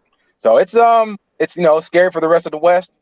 And Philly fans, better luck next game. Maybe you'll actually, like Joel Embiid says, it's not even a rivalry. Boston always kicks our ass, and until they change it, that's what it is. So, yeah, you know what? A point on that. He ain't lying. If we can't beat Boston, it ain't a rivalry at all. What you got coming up next episode? We're going to just talk about these games, obviously, and what games to watch. We're going to talk about even those teams that are considered quote-unquote bad in the NBA. We want to give you guys reasons to watch them. And obviously, we're always open to user questions. So shout out to my boy JP if he's listening. And you guys all follow Dunk Tales. And please, talk to us. Talk to me. We're always ready to talk some ball and have fun. JP is the mean one. I'm the nice one. So if you don't want to get yelled at, then y'all holler at me. I've become the mellow one. So thanks for having me on, man. Hey, Chris, I'm proud of you. And I want to say appreciate it. You were part of our motivation for our last pod, and I think we'll keep doing that. Listening to the Hoop Spaces, we get good, nice topics, man, because I love listening to all the fans on here and the takes, and you guys have some good discussion. So I made sure I shouted you out how we cribbed your question, and we're probably going to do it again. So be prepared. Appreciate it, man. I'm here for it. Anything I could do to help. I enjoy both you and JP. And he's right. If you cross JP, y'all gonna leave crying. Go ahead. I dare you. Appreciate it, Snot. Make sure you hit me up so I can drop the link in the chat. You the man, bro. Thanks again, man. Appreciate it. Up next, we're going to go to JB Fortis, host of the NFL Now, NBA Now. You can catch it 8 a.m. here on Spaces. JB, good morning. How you doing? What do you got for the Sixers Celtics? And then we're going to move off the Sixers and Celtics, ladies and gentlemen, hit up Lakers and Warriors directly. Thank you, everybody. Good morning. Oh, almost everything I have is about the Lakers and the Warriors for you. I do think that the Celtics win was a lot more impressive than the Warriors win, but I wouldn't call anybody the leader in the clubhouse after game one. All I would say about yesterday night is that we learned that the Los Angeles Lakers are bad. Whether you want to say that it's Anthony Davis with his minus 21 or LeBron James with his minus 10 or Lonnie Walker with his minus 13 or Russell Westbrook with his minus 6, it doesn't really matter. In fact, the only Laker at all who had a positive plus minus, who played more than 2 minutes, was Matt Ryan. And he had like a plus 3. So what we learned last night was that the Lakers are really, really, really bad. That's what we learned last night. As for this statement, leader in the clubhouse, I'd like everybody to stop using that phrase. It's especially after game one. The clubhouse just left. Like literally all the teams just exited the clubhouse. So the clubhouse is empty right now. And speaking of empty, and this is specifically for Warriors fans, I'm not saying that you're not a contender. In fact, I have you going back to the finals. But if it turns out that in 2022, Jamal Murray and Michael Porter Jr. are as injured this year as they were in 2021, great for the Warriors. If in 2022, Ja Morant gets injured just as badly as he got injured in 2021, great for the Golden State Warriors. And in the event that Rob Williams is injured in the finals and can't move like he did after the injection and the offseason knee surgery, awesome for the Warriors. But you have a long way to go before saying that it's over. And I can't wait for this NBA season and coming into Hoop Spaces every single opportunity that I possibly can. Thanks for letting me talk. Absolutely, JB. I'm sorry. The Warriors are the leader in the clubhouse. He sounds and like a hater. These little There's shots. no clubhouse. They never learn. There's These little an shots about excuse Rob every Williams time. being out. The fuck are we talking about, yo? Why y'all never learn, bro? Hey, y'all might not know the context with JB. JB was the one arguing that Jason Tatum was better than Curry going into the finals. That's what he was doing. True. That's not True. You're You said, well, actually by the wrong. numbers, Gifted. By the numbers, Tatum has been a better playoff I performer, Gifted. specifically By the said, numbers. All right. So the awesome thing about this is like there's receipts in this world, and I know for a fact now that they are going to be digging for these receipts. And if it should pop up that you said it, JB, you just gonna have to take the L. I'm not here to protect you. If you said it, just say you said it and move on, man. Like that's just the easiest way to do it. well, Go ahead. that's fair. Wait a minute. Whoa. 10 seconds since it's on Yeah. me. That's fair. But the flip is also fair. If I said that I believe that Jason Tatum has had a better run in the playoffs so far, then you get to bring that up also. Additionally, if I said that Jason Tatum and the Celtics were a more complete team at the time, you get to bring that up and throw it in my face. But if I didn't say that Jason Tatum, if I did not say that Jason Tatum is better than Steph Curry, I deserve to get credit for that as well. If I'm going to get smacked, I Absolutely. deserve to get credit. 100%. good until he met his I'm Oh, gonna stopper, cook him when I right. go. aka Wasn't Andrew I it? You promise said you, that Chris, was he Wiggins. it, gonna get Waz? cooked. Oh, I know he gonna get cooked because like there's too many of y'all and not enough of him. All right, appreciate it, JB. I need to keep moving because we got some hands up. I want to make sure everybody gets some chance here to speak. All right, we're gonna do rapid fire real quick with these hands, and then we're gonna reset and actually dive in. So Lakers Warriors, we still have the games tonight to talk about. Next people that are gonna speak, you're gonna get 30 seconds. All right, we're gonna go to Young Heavy. Young Heavy, 30 seconds. Go. I'm actually waiting on Lakers and Warriors. You can skip me. I just want All to speak right, on that. Khaleesi, 30 seconds. Go. Is this Lakers and Warriors, or is this No, still this is like? clear. This is clearing everything else out, and then we'll go Lakers Warriors. Gifted, anything not Lakers Oh. Warriors? Nope. Yeah. Okay, go. James Harden looked pretty good. Joel Embiid looked like some mid. Boston, a lot of people tried to compare their locker room to the Suns. I thought that was laughable. They still gonna be a really good team. That's all I got for you. Jose, 30 seconds. So again, if you're looking forward to some ass content come out to 77 Spaces as we get ready to face Phoenix Suns, look for our bench depth to be one of the reasons why we win this game tonight. Boom. That's dope. That's how you do it. Everybody give him a round of applause. Jay the Wakandan, 30 seconds. Nah, I'm like everybody else, waiting for Warriors, Lakers. Tony. Philadelphia's front court weighs 600 pounds. They generated one more possession than the Boston offense, and they had a 16% shot frequency at the rim, 43% at the mid range, and 41 from three. If you think that that's any kind of recipe for winning basketball this season, you are absolutely wrong. Love it. All right, thank you. We are now basically halfway through the show. John, I'm gonna get you up here and you'll be able to talk Sixers. All right, trust me. Tony, you're also gonna get up as soon as I can. Welcome to Hoop Spaces for all those who just recently joined. Your home for the NBA here on Twitter Spaces. We have dope content creators here ready to talk ball. That's all we do Monday through Friday, starting at 10 a.m. Brought to you by our sponsor, Slam Goods, ladies and gentlemen. Part of the Slam Online Network. If you don't know what Slam is, then you're not really a true hoop fan. Like they've been around forever covering the NBA. Go there now. If you look in the chat box right now, they have the Los Angeles Clippers covered. It's on sale for $9.99. You can buy it for $10. Use promo code HoopSpaces. You save 15%. It's free money. A free $1.50 stays in your pocket. Make sure you hit them up. Tell them I sent you so we can get some credit for that. Also, if you missed any part of the show, we will be on YouTube almost immediately after. Head over there to catch it, and then the podcast form will be coming out soon. Up next, we're talking Lakers and Warriors. We're going to open it up with the ladies first. We're going to get them, and we'll go ladies Warriors fans first. We'll bring up Nat as well because she's a Celtics fan. All Nat, Khaleesi, you two are up, and then we'll start working in the other Warriors fans first. And thank you, everybody else. Good morning. Oh, thank you. I did have a quick 30 seconds, though, before you close out the other segment. Go ahead. I just wanted to say that the last bit of slander, another difference between Jason Tatum and Devin Booker is that one will at least work on double teams so they know how to handle them. Okay, now to Warriors and Lakers. Yeah, like I enjoyed everything last night. Ring night was amazing. It's just really cool to see the Warriors continuing to do their thing, and also like to kind of watch Steph's evolution as like a leader. I mean, I just thought like he just was so great last night, and like when he was talking and speaking and the way he represented the organization.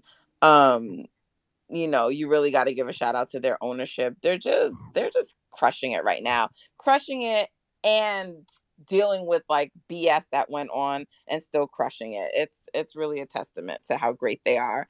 um the game was great, like no team was really shooting that well, honestly. Game was close, which is pretty typical anyway of Warriors games. Regardless, they broke it open in the third. They were looking like the Warriors. The young guys, man, they look great. They look promising. It's really a great sight to see.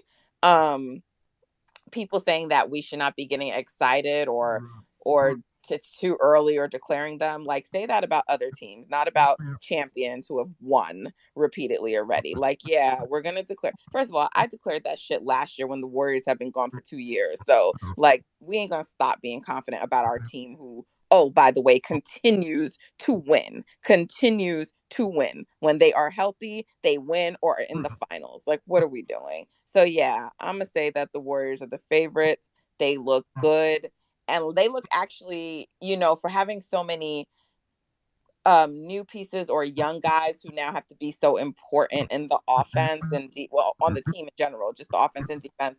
Like, James Wiseman looks like a completely different player. Do you remember how people were slandering him? He looks like a completely different player out there, and he still has so far to go. Moody, ready, stays ready.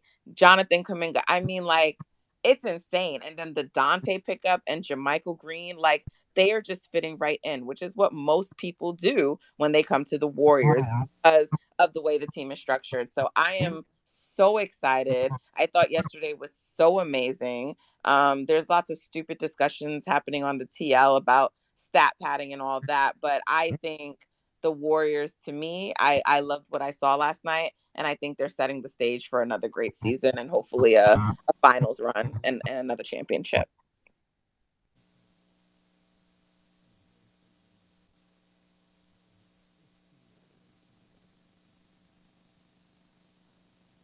Did it go silent, or am I just not Yeah, hearing? Chris, you there? No, Chris probably got a Nah, phone call. yeah, no, I'm here. I'm here. Just answering a message. It was good. I had to reply to somebody. Jonathan Kaminga and Patrick Baldwin Jr. and Ryan Wallens are the only Warriors who didn't score. 41 points for the Warriors bench is phenomenal. If you ain't gonna stop that, good luck. Khaleesi, you're up next. Congratulations on ring night. Steph Curry blitzed the Lakers again. 33 points, 10 for 22 shooting. 4 for 13 from deep, perfect from the line, 7 assists, and more importantly, 4 steals. Your boy is back. Is he going to win the MVP? What did you see last night? Yes, I as delusional as y'all may think I am, I feel like he's gonna go for his third MVP. But nonetheless, I think the most important thing that stood out to me was our defense. We, especially in the third quarter, like, we were on them like white on rice. We were forcing turnovers, and that's great for us because that means that we get easier chance. All right, that's not me, right? She cut From out. our bench You know, she got players out, yeah. was Jermichael Green. I did not know that, because I don't watch the preseason, but I did not know that, he can stretch the floor that way. He's also, a good defender, and I saw him put in a lot of effort on the boards. And man, Looney, man, he is, to me, becoming an underrated defender. And he's quite switchable. He was holding his own against LeBron, AD, like a lot of these players. Of course, I mean, they got a few buckets on him, but Looney is a great defender, a great rebounder, and I absolutely love him. Wiggins is Wiggins, man, all-star Wiggins. I expect him to pick up where he left off from last season. And I think Klay Thompson was great. He showed hints of, like, that he can still continue and actually be better and improve. The lineups that I really loved were the three guard lineups with Wiggins and Draymond, and the lineup with Looney, Draymond, Clay, and Steph. Those two lineups are incredible. Those are the lineups that really got us, like, smacking the Lakers because we played 5 out and, we would cut, pick and roll, and they didn't know how to defend that because of the spacing that we had. It's obvious that the Lakers need spacing and they suck. And I'm so happy that they suck. Every time I get to see LeBron and Russell Westbrook fans like in pain and in misery, it's a great thing. That is just amazing. I missed that, Khaleesi. Just ram it down the Lakers fans' throat. They suck, and they're just going to continue to suck. All right. Jada, what kind of tech supports the Laker fan? He's just going to have to take it. Up next, you're going to hear from Gifted Blade. We got TJ, then KP. We've got Javi. We got everyday pedestrian down below. We'll get him up here.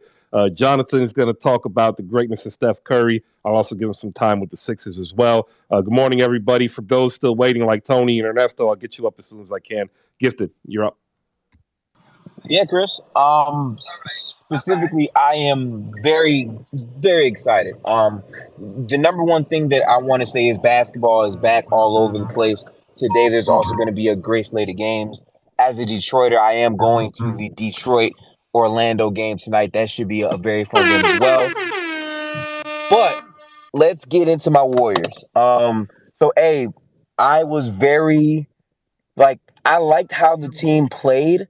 I love that they shot bad because again, like people have this weird thought that since they have like great shooting, if they don't shoot great, they can't win. They dominate paint points every single time. And in the second half, all you saw was them just cut over and over and over. Austin Reeves couldn't guard back cuts. People were dazed and confused out there, and they just simply did that. And then once their shots started to fall, they really took off. Got to give a special shout out to Klay Thompson. A lot of people in the majority of spaces that I have been in have trashed him a lot. He came out in that second half with a quick flurry of 6 points, and I think that really got the team going. That's the type of like a microwave scorer that he can be. So overall, I'm very excited about that. And also, sidebar: if you are a Warriors fan, tap in at 4 o'clock today. We're gonna be having a Steph Curry film breakdown, and yes, the first clip will be that dream shake he did last night. So tap in. All right, appreciate it, Gifted. Make sure you get the link up there. Ladies and gentlemen, Gifted was one of the first creators that teamed up with us here at Hoop Spaces from the ones who didn't come with me from Clubhouse. Tap in. He's been doing phenomenal, lighting the way on YouTube for us. If you go to YouTube now, you can search out Gifted X Blade. Gifted, real quick before you go, tell them the goals this year for your YouTube. Yeah, so right now the goal right now for YouTube is I'm aiming to hit 1,000 subscribers and 4,000 hours of watch time. I've been grinding during the off season to get my editing skills and all those things better. I'm actually halfway there on both of the goals, so I do appreciate all of that support. But my other goal is to grow the locker room as much as possible. We just created a Twitter account, and we've been doing these film spaces all off season. So I can't wait for regular season content to where if teams are struggling or playing well, we will be doing team dissections every Wednesday on the locker room. So tap in for that. Those should be a fun time. Currently, Chris, I'm in Ann Arbor. I had to drive from Detroit to Ann Arbor to take my mom to the hospital. She got some eye stuff going on, but I'm on my way back to Detroit, and pretty soon the Steph Curry film thread should be posted. I had a great time going through that, so it should be fun. All right. Hey, prayers and well wishes to Mama Gifted. Drive safe. And ladies and gentlemen, tap into the locker room in NBA film spaces. Trust me, you're going to enjoy it. And also, Gifted is going to be a little bit more featured on the YouTube once we're able to get that up and running. We just reached out to Justin Patton, who's going to possibly come on board to also help us process these YouTube so we can get that up there. And that leads me to this. If you are a YouTube creator and you already have something out there, but you want a little bit of extra exposure and you want to actually team up with some people who are just as passionate about creating content about the sport they love, hit us up. We can definitely talk about how you might be able to help us and how we might be able to help you. That's pretty much how it works here. If you have that passion and drive, just like Gifted has proven day in and day out, we definitely have a place for you. Up next, you're going to listen. Go ahead, Gifted. Real quick, I'm about to bow out, but again, big shout out to Hoop Spaces, Nat, You've been in all these off-season space with me for the entire season. And all that, make sure to go tap in with her stuff. She's still doing the pod. All that is there. Make sure to go tap in. This can be a very big year for NBA content creators. I'm all for consistency. You know what I'm saying? Promoting everybody. We grow together. We build together. I'm with all that. I'm just happy that basketball is back so we can stop doing these where does Steph Curry rank all time spaces, because that was some shit in the off season, and I'm ready to get back to basketball. Thank you very much. Oh, before you go, Gifted, you never answered this question I put out there. Who you picking, Reggie Miller or Klay Thompson? You are disgusting. That's clearly Reggie Miller. I'm sorry. Very disgusting out of you, Chris, but I do expect that from you, Savage. That's a great answer, Gifted, because I was having Great that answer. debate with somebody else, and they were trying to say Klay Thompson. I said, you done lost your darn mind. Yeah, I just had I'm to throw telling that you, out Klay there. Thompson has gone from overrated to underrated to neutral, because it's either you super overrate him or you super underrate him. It's the most annoying thing ever. All right, hey, drive safe. Prayers to Mama Gifted. Hope everything goes well. Speedy recovery, and we'll look forward to the Steph Curry thread and your report from Detroit as the Pistons open up their season tonight. Up next, you're going to hear TJ. TJ, go ahead. Then we got KP, the executive hater. We'll hit up Javi, Young, Heavy. We got Paris Anderson, Tony to go, Jonathan Hattie Harris, and Emily and Pedestrian. God, man, so many of y'all. We're going to get you up in about 10 minutes. Thank you, everybody. Good morning. TJ, what's up?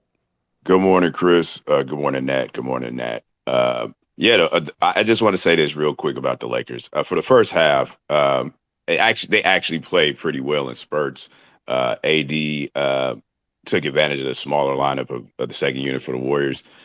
So I think that there's some opportunities for them to actually be a pretty decent team. I personally believe, though, that they probably won't make the playoffs again for the second year in a row. But as for the Warriors, this was a glorified shoot around. They shot the ball poorly in the first half, but I see somewhere in the third quarter they decided to go inside and take it into the paint. Shout out to Steph Curry shooting horribly from the field on the outside, but then just taking it inside and had a quiet 30 some odd points. Klay Thompson was pretty decent. My player that I was really focused on, actually, and he did a pretty decent job, was JaMychal Green. I like the way how he shot the ball from the outside. But I mean, this game was pretty much over in the third quarter. Everyone played well, especially Wiggins on the defensive end. I saw him hold his own against AD in spurts. Really played well defensively. Overall, I just thought that the game was mid. But if you shoot the ball this poorly and you win by this amount, the sky's the limit for the Warriors. So yeah, I mean, shout out to everybody in space. Appreciate the time. Absolutely. Shout out to the Warriors. They opened up and they gave us going to dominate this year. And I know that makes you happy, just like it makes all Warriors fans happy. And you know what? We just got to grit our teeth and bear it, and when we have a chance to beat you. All right? That's the only way to do it. Up next, we're going to go to KP, the executive hater. He is here to spread the love through hate. KP, good morning. Good morning, fellow human beings, fellow aliens, for everyone that likes Kyrie Irving. Thank you, Christopher. I always want to say a couple of things real quick, and then I got to get back to this thing. Shout out to James Wiseman. He could have had double digits, got to hit his free throws. Shout out to the best player on earth, Steph Curry.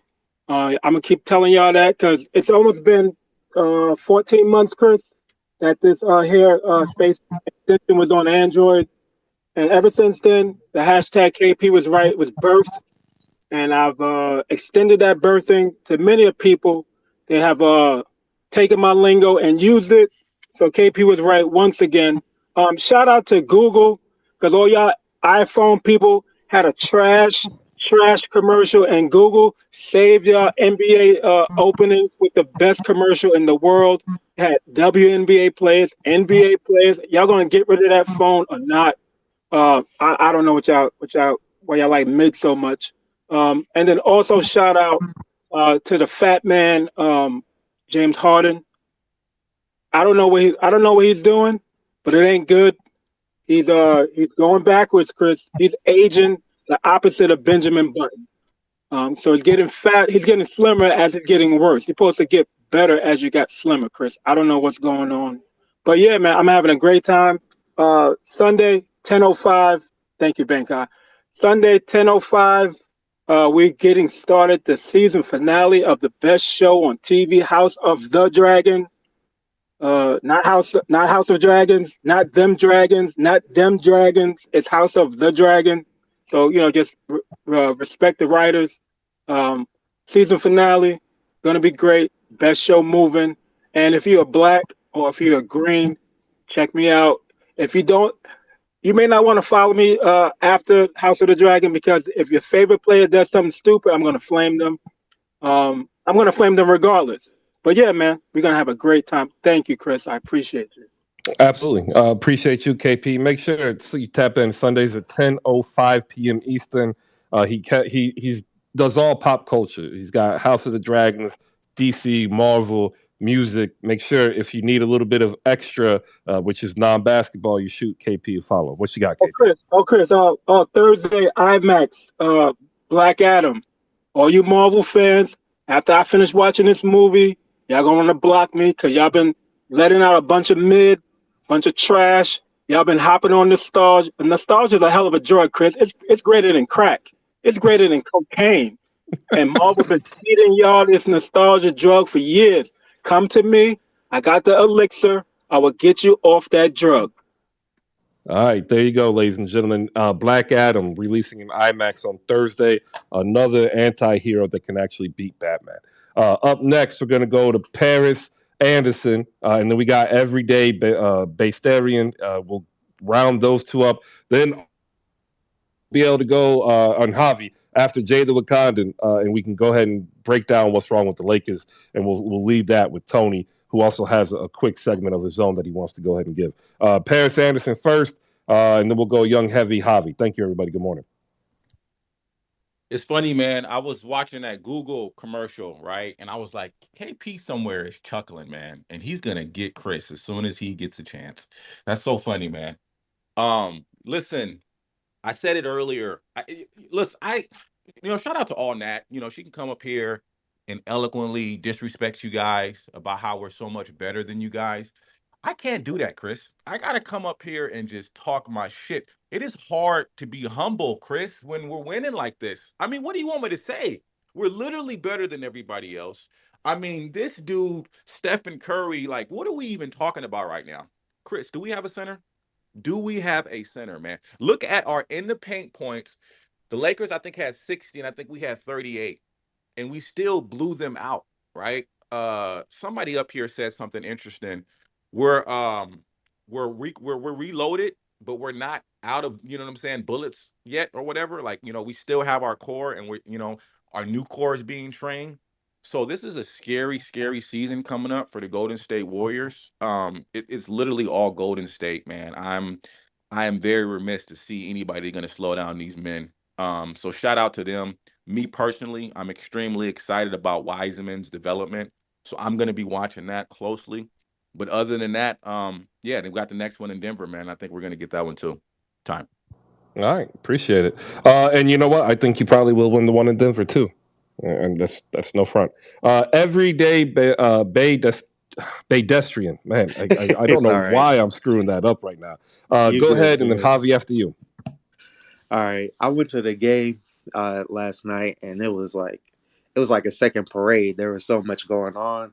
They had the TNT roadside thing going on across the street, and then like performances going on at the line and everything. It was just good vibes everywhere.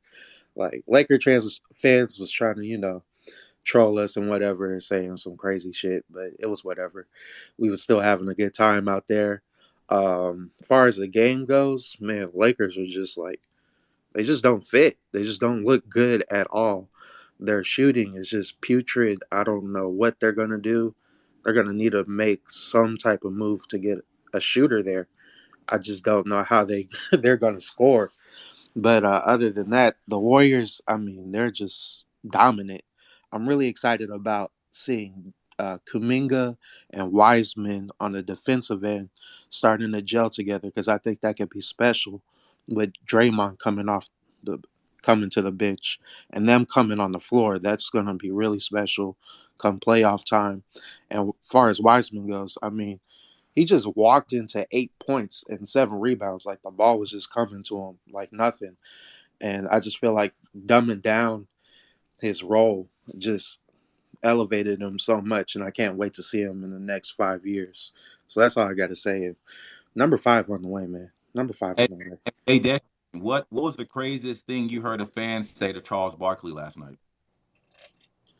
Nothing really much. Just like, you know, Chuck, you suck and whatever. I don't really care about that stuff. They Probably just like a mad. They fan. just mad. They Lakers. just mad. There was a Laker fan trying to argue with me after the game, saying uh, Warriors fans don't respect basketball, and I know everybody from the Bay Area know that we respect basketball the most. Like it's like almost our life, second to football in Oakland. But yeah, Yeah. we respect basketball out here, like for real, for real. So I don't know what the hell they was talking about. Let him know, Big Dexter. You got what I mean. Yee. Appreciate it. Up next, we'll go Javi. As someone who wants to hop on the Warriors, we got Young Heavy up next. Ernesto, I see you. We'll get you up here. Is also Day Party. Do us a favor, like the people up on stage. The cost of admission is also cordial. Helps keep the quorum and everybody, up and up. Young Heavy, go after Javi. Javi, what's up? What's up, man? What's up, Baydashian, man? You know how we kicking it for the Warriors, dog. Hey, look, one thing though, I took noticing that I was actually very happy to see was the two-man game between DiVincenzo and Wiseman. Like if DiVincenzo can come off the bench and be that playmaker, that'll free up some space for Poole to be more of a primary scorer. Like I was liking that. I liked his defense. Whoever said Wiseman walking into 8 points, them rebounds, yeah, I like that too. We just need to get him more active. And hey, look, number 5 on the way, but I'm gonna say this now. I can guarantee number 5, but if we can keep this same roster, maybe even if we lose Draymond and by the end of the season, Wiseman can show us he can be like a 15-10 guy, maybe a 20-10 guy, hopefully. Hey, look, I'm gonna tell y'all, next year we're going back to the finals. I can't guarantee that win, but a three-peat might be in the midst again. Y'all heard it now. So don't doubt it, because look what happened when y'all doubted last time. I'm done. Talk your shit, Javi. All right. Up next, Young Heavy, go. Well, I am one of the Lakers fans on the stage, so got to express myself. What happened last night? I've been saying before the season started, and they put this roster together. We needed wing defenders, and we needed shooters. And guess what we have right now, Chris? Neither. I don't sit here. I'm not liking watching Patrick Beverly sit on the wing and catch and shoot threes. I don't like watching Russell Westbrook sit on the side and catch and shooting threes. I don't feel like I mean, I don't get how they think this team is going to run the offense they want to run when you don't have shooters. And LeBron said it last night, which was the truth. That I mean, I don't know how y'all expect this to work when we don't have shooters. I'll say what somebody said in the beginning. The beginning of the game, we looked all right, especially defensively. But what worried me was the Warriors were shooting bad, and once they got hot, I knew the game was going to get out of control. And that's what happened in the third quarter. Once they got hot, the game came out of control. I think Clay came out and hit like the first 3 shots in a row. Once that started to go, I said, oh, here come that Warriors run. It's called a Warriors run. I said, here come that Warriors run. And what did they do? They went on a run. Jordan Poole, that kid's confidence, it can't be taught. He knows he can't be stopped out there. I love his game. I ain't even gonna lie to y'all as Warriors fans. I love his game, and you can tell he's been taking pages out of Steph playbook offensively. That he's been watching Steph a lot, and Jordan Poole, yeah, he gonna be a problem for years to come. And that's all I had to say. I'm about to drop down. I just wanted to say real fast: if you are on the West Coast or if you up late on the East Coast, I am one of the co-hosts of Sports After Dark with Ashley Baker and Mark Gunnels. We run all our spaces at nighttime. Ernesto is one of the people that be in there, so he knows. Uh, if you on, we're on Thursday, Sunday, Monday. If you do come through, grab you a drink and come enjoy having sports and entertainment with us. And I appreciate y'all time, man. Thank you, Chris. Absolutely. I wanted to talk to Ash too about some stuff. I need to link up. Do me a favor. Tell her to hit me up. Yeah, I got you, my brother. Appreciate you. All right, appreciate you. All right, up next, we're gonna go a real quick break to Tony. Tony Schwartz, NBA is the handle you should follow. Diehard Heat fan, you can find him oftentimes 5 Reasons Sports. Somebody who you really need to listen to have a moment of brevity. He's gonna take a break real quick from basketball, give you some life stuff, and then he's gonna talk his stuff. Tony, good morning. Yeah, so we all are entering another season of either NBA fandom or NBA coverage, extending our wings, trying new things. And I think it's important as I come into my 3rd year of NBA coverage and kind of look back, I realize that inside my brain, I have valued hate that I've received a lot more than support over the years. And support usually comes from your friends, your family, your fans. And there's this assumption that it's always going to be there because it's from people that you would never presume would disappear. And I think that the great balancing act in life when you're creating new content is to find a way to be as motivated by the support as much as the hate. The hate comes from a different kind of emotion, a much more visceral emotion. It comes from pain, fear, anger. It's going to have more staying power in your mind and in your brain. But what I really would like to touch base with everyone while they're trying to create content and trying to make new things is always value those people that show up for you. Always value the support. Always value the likes. As you go through this endeavor, no one's going to be happy for your success until you find your success. So never be dissuaded by comments. Never be dissuaded by something that your brain is chemically wired to give more attention to than another thing. Try and be as motivated by the support as you are by the hate. And just go out there and make things that make you passionate and make you happy. We're all pursuing another year of NBA coverage around here. It's dope to be a part of this community. It's dope to be in service to this community and try and create things for all you guys. But yeah, it's a beautiful day, man. NBA's back, and guess what? The Lakers still suck. Tony, you're my favorite. I just want to say that. Well, second after Luka Doncic, but yeah, you're right there. Chris, do you have any small sample size theater music that I could use?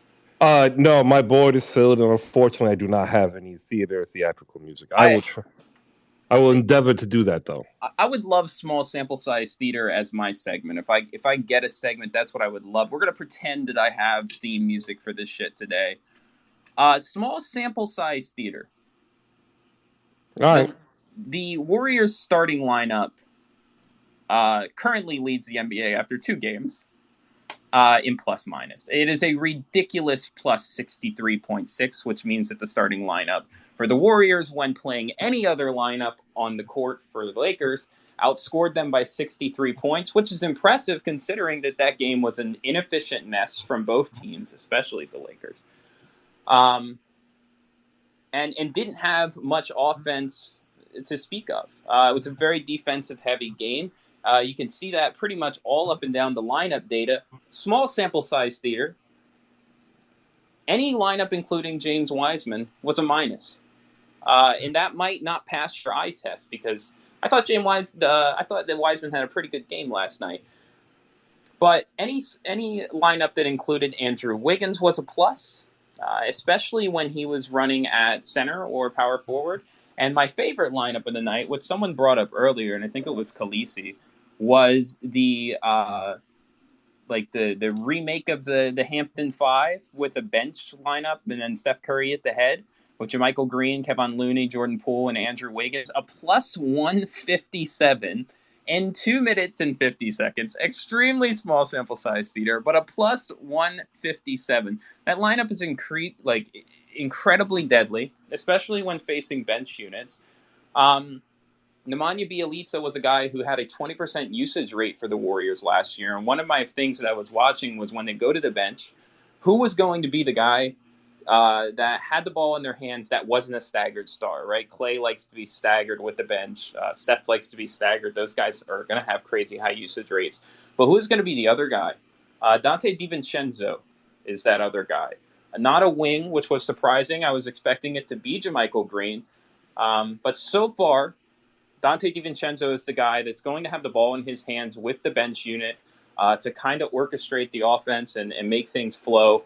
So it's cool to look at these things and kind of assess how the Warriors are going to establish their bench unit going forward, and where they're going to try and find lineups that work. Because while James Wiseman was a minus yesterday in every lineup that he stepped into, I don't think that he was a minus for their defense, and I don't think he was a minus for their rim pressure.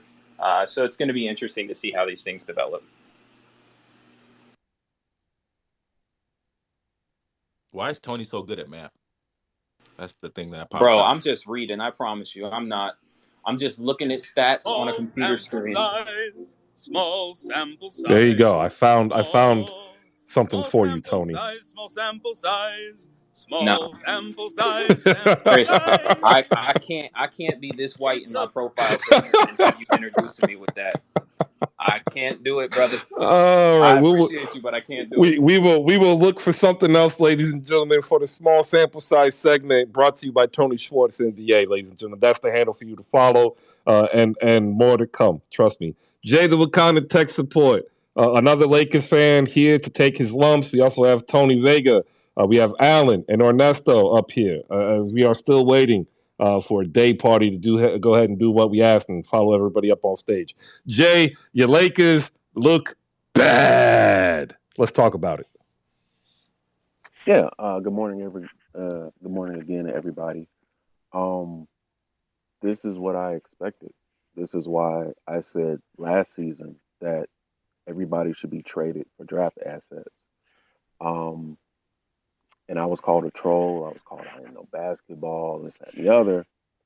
But this is what happens when capped out teams try to take the dregs of the market and cobble together a quote unquote contender. There are some interesting threads last night. So, for example, if you could guess the shooting percentages of the Lakers' big three versus the first three options of the Warriors, which is Curry, Thompson, and Wiggins for this game, who do you think shot a better percentage from the floor? I thought they shot the same. They shot the same. Now, do you know where the discrepancies are? Where they shot the ball. Where they shot the ball. You know what's really interesting about where they shot the ball? I don't know where you're going, so no. Last night? Like, Are we talking about last night? Yeah, we're talking about last night. So last night, the only shots that I saw that they were generating well were at the rim. They were at the rim. If you take away shots in the paint, right, the Lakers' big three shot 14 shots from the left side of the floor. They shot 5 shots from the right side of the floor. The Warriors' first three options shot 17 shots from the left side. They shot 13 shots from the right side. Guess which is harder to guard? Probably the ones on the side. Probably the ones where you know 80% of their shots are coming from this side of the floor, if not at the rim. Right? The Lakers' big three options went 4 from 16 from deep. For those who are not math inclined, that's 25%. That's bad. That's less than D Wade bad. Right? Whereas the three-man unit of Curry, Thompson, and Wiggins shot 38.5%, a 10 for 26 clip. That's a point differential of 18 points. In the game, the Warriors won by 14. So, and let me add on to that real quick, Jay, because it might help. It might help you. The Lakers had the most efficient shot distribution that you could wish for in the modern NBA. They shot 40% from three last night and 40% at the rim. That's not makes, just frequency. So 40% of their shot Correct. profile came from the rim and 40% came from the three. And it did not look great. Real quick, let me Correct.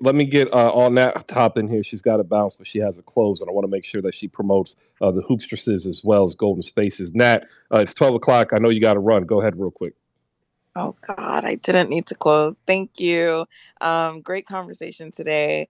Love all the people who are content creators. Keep doing it. Love everyone's content. Well, not everyone, but I love a lot of y'all content. And thank you to Hoop Spaces for introducing me to so many dope content creators. So looking forward to like all the other games tonight.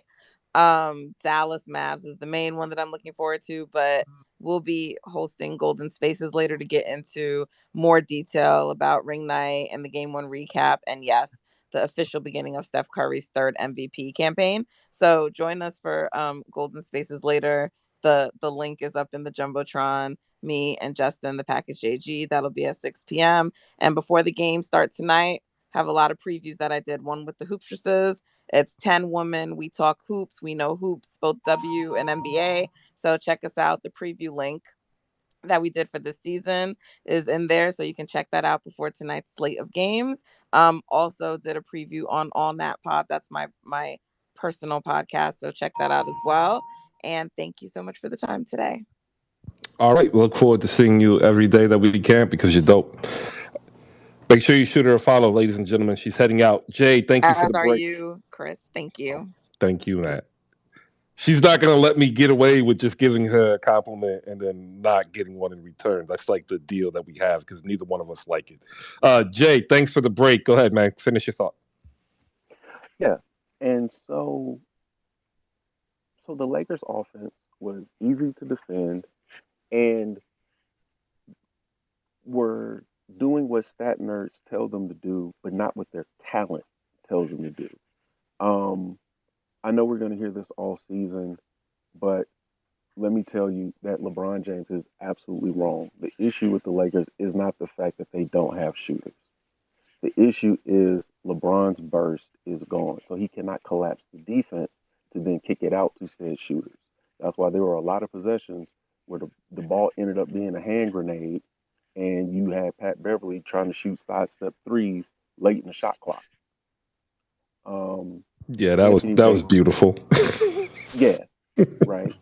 And then the other issue is that Anthony Davis needs a JaVale McGee type five beside him so he can roll on defense. He cannot play five well enough for this team to be a championship contender. He was very inefficient in the paint. He was well. Well, here's the thing: in the paint, but not at the rim, he was 2 for 7, right? And that's a problem. He doesn't seek contact enough, and the Lakers' big three shot 18 free throws, but had 39 shots in the paint. The Warriors' first three options of again tonight, Curry, Wiggins, Thompson, they shot 3 shots in the paint, and they got 14 free throws. So that also tells me the Lakers were fouling jump shooters, which is bad. You see what I'm saying? So the issues on this team are more than LeBron doesn't have shooters, quote unquote. This team is poorly constructed, but it's due to the cap. It's not Palinka's mismanagement. It's not Jeannie Buss's being cheap. It is they made the AD trade and they no longer have a source of young, cheap talent that they can mold to play the roles that are needed. And that's the difference between the Lakers and the Warriors, is that the Warriors have Kaminga, they have Wiseman, they have Poole, who were all young talent that they drafted that they got to mold into their system. And we haven't even got to Patrick Baldwin Jr. yet. You see what I'm saying? So, no, the Lakers are bad, and they're going to be bad until they realize that Bron and AD need to be traded for draft capital. It's not happening. It's not Oh, happening. I love how you are being consistent, Jay. You were on this last year. It warms my heart to know that you are not going to change. Let me get Ernesto, Tony, and Alan in here. Ernesto, go ahead. You heard him. He's been consistent. I love Jay. He wants AD gone. He wants Braun gone. He wants a stable, actual Miami-esque type front office approach where they can build from within. What are your thoughts? Hello, hello. So, as I think Young Heavy was talking about, I'm usually in sports after dark. I'm a pretty diehard Warrior fan. I'm here from the Bay Area, and I'll talk a little about the Warriors, but we're on the Lakers, so I do want to talk about them. And I think Lakers are speaking of their demise a little too much, but it's good to be heavy on your own team. With regards to the Warriors, a lot of people were saying it as well too. They are who they thought you were, right? But now they're deeper, right? Now Wiseman's back. Now you got DiVincenzo. Now Jordan Poole didn't even play great last night, but he was still making his moves and getting to the rack. He just wasn't finishing. Everything looks well. It's a well-oiled machine. Everyone knows their roles. People didn't even have to play great minutes to have an effective night and just beating the Lakers. So as that quick summary, it was a ring night. It was just a beautiful night in the Bay. It was amazing. It's what you're expecting from a dynasty, right? From a team, an organization that has an expectation of winning, regardless of who's on the floor, regardless of anything. You just keep adding depth, you keep adding pieces. You get the heir apparents to play their roles as well too. You know, Kaminga didn't play that great. Kaminga's been a timid, even in the preseason when I was watching him, he's been timid. Him and Wiseman are timid. Kaminga even more than Wiseman. Wiseman, it takes a couple of years for big men to understand how big they are and how physical they can get. And it's going to take Wiseman probably a little bit longer just to realize you can big body more than just bench players. You can big body the starters. You can big body AD. You're a big man. You can play like it, but they don't play like it until later on, until somebody coaches them up. I gotta say sorry. We have breaking news, ladies and gentlemen. I'm trying to find out more information. Zach LaVine listed as out. Will also miss Friday's game versus the Wizards. Ernesto, continue. Yeah, well, that's big time for them as well too. But yeah, so that's what you expect from the Warriors, right? Especially Jermichael Green coming out like he smoothly transitioned to a new team, got his role right, and is perfectly playing in sync with the offense. That's what you expect from the Warriors. That's what you expect from another great season that's coming on the road, right? For the Lakers, you played against the defending champions that are well-oiled machine on your first game with a roster that is brand new around the role players, right? So you can't beat yourself up too heavily about it, even though the Lakers are constantly going to beat themselves up about it. Great point about AD. AD's never wanted to play center a day in his life since he got to the NBA. That's never been something that he's been wanting to do, but he kind of has to, right? You got the size for it, you got the rebound for it, and they just say, hey, this is what you got to do. That's not what his play style is like. He doesn't like doing it. And you know from work, if you don't like doing it, even if you're good at it, you're not going to want to do it. You're just not going to be as effective at it, right? But other than that, I like Lonnie Walker. He didn't shoot well last night because he's playing one of the best defenses in the league, but I like Lonnie Walker. Kendrick Nunn also is a great sign for them.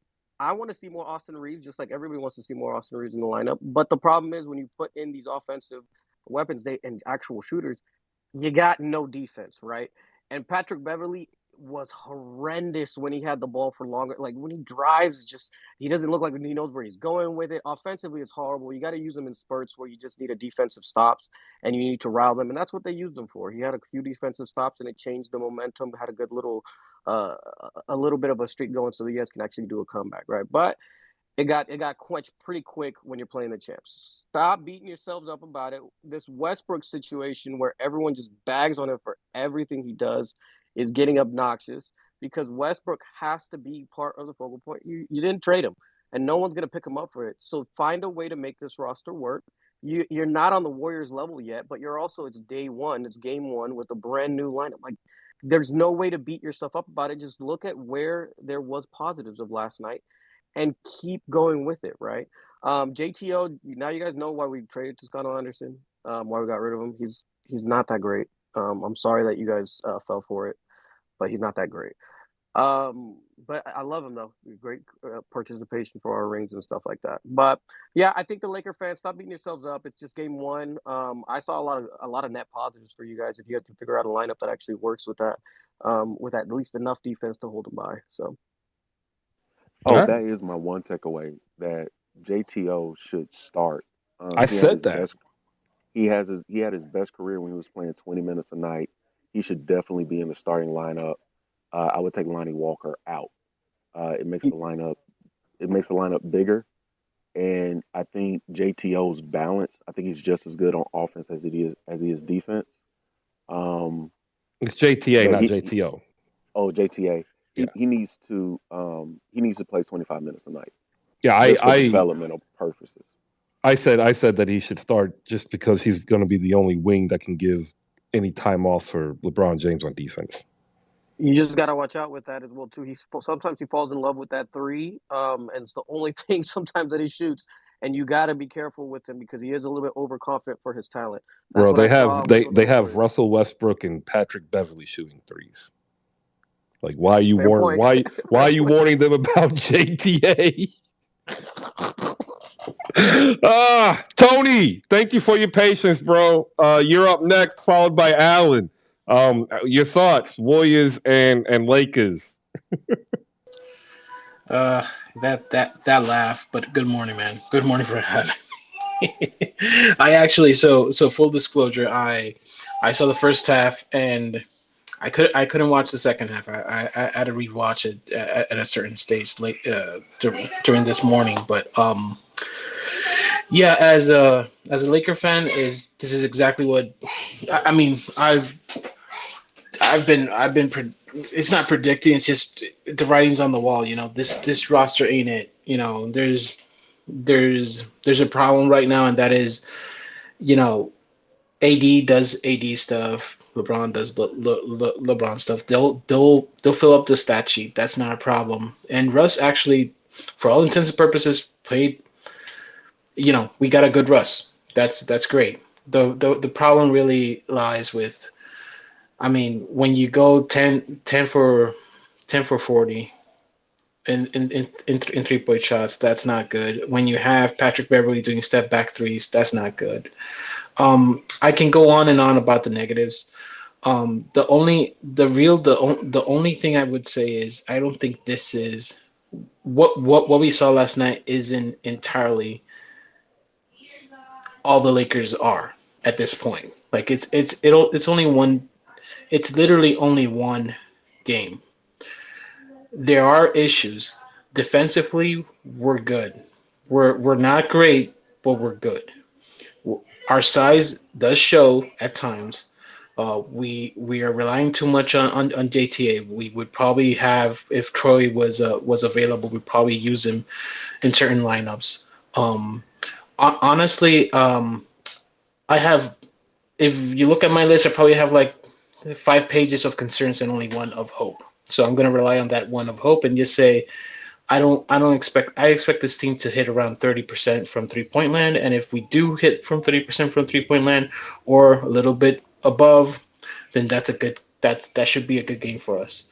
Other than that, if you've seen, there's a lot of clunkiness, a lot of plays where Austin Reeves, I don't know where he fits right now with Lonnie Walker. I think there's a lot of duplicate skill sets. It's just a matter of trying to work out the rotations, figure out what works, what doesn't. And honestly, like I don't for all those fans that are still listening, don't the next 5 games if we lose every single game, just prepare for that. Like I the expectations when they built this roster and they didn't trade for us. This is exactly what happens when you have 3 max players. Like you, the league entirely is made up of uh play. Like a roster depth. You have a lot more quality role players. And right now, our role players are asked to play above their contract, above what they are known for. So it's good. It's gonna be a long and critical learning curve. I hope Darvin Ham has a plan. Um, yeah, that's the best I can do. And let's see if I'll probably watch that Clipper game because it's probably gonna be a bloodbath. But yeah, thank you for having me, Chris. And if and one last point I wanted to ask you. I mean, did you see any other positives from last night's game that I didn't see? Because other than the AD Oh looked great, yeah, no, there. LeBron looked great. It's just the role players just didn't fit at certain Um, stages. Kendrick Nunn looked good. Kendrick Uh, Nunn looked really good. I I was was really, Yeah, I was really impressed. I had actually start Kendrick Nunn instead of Patrick Beverly. I said 100%. I said that the moment that he was healthy.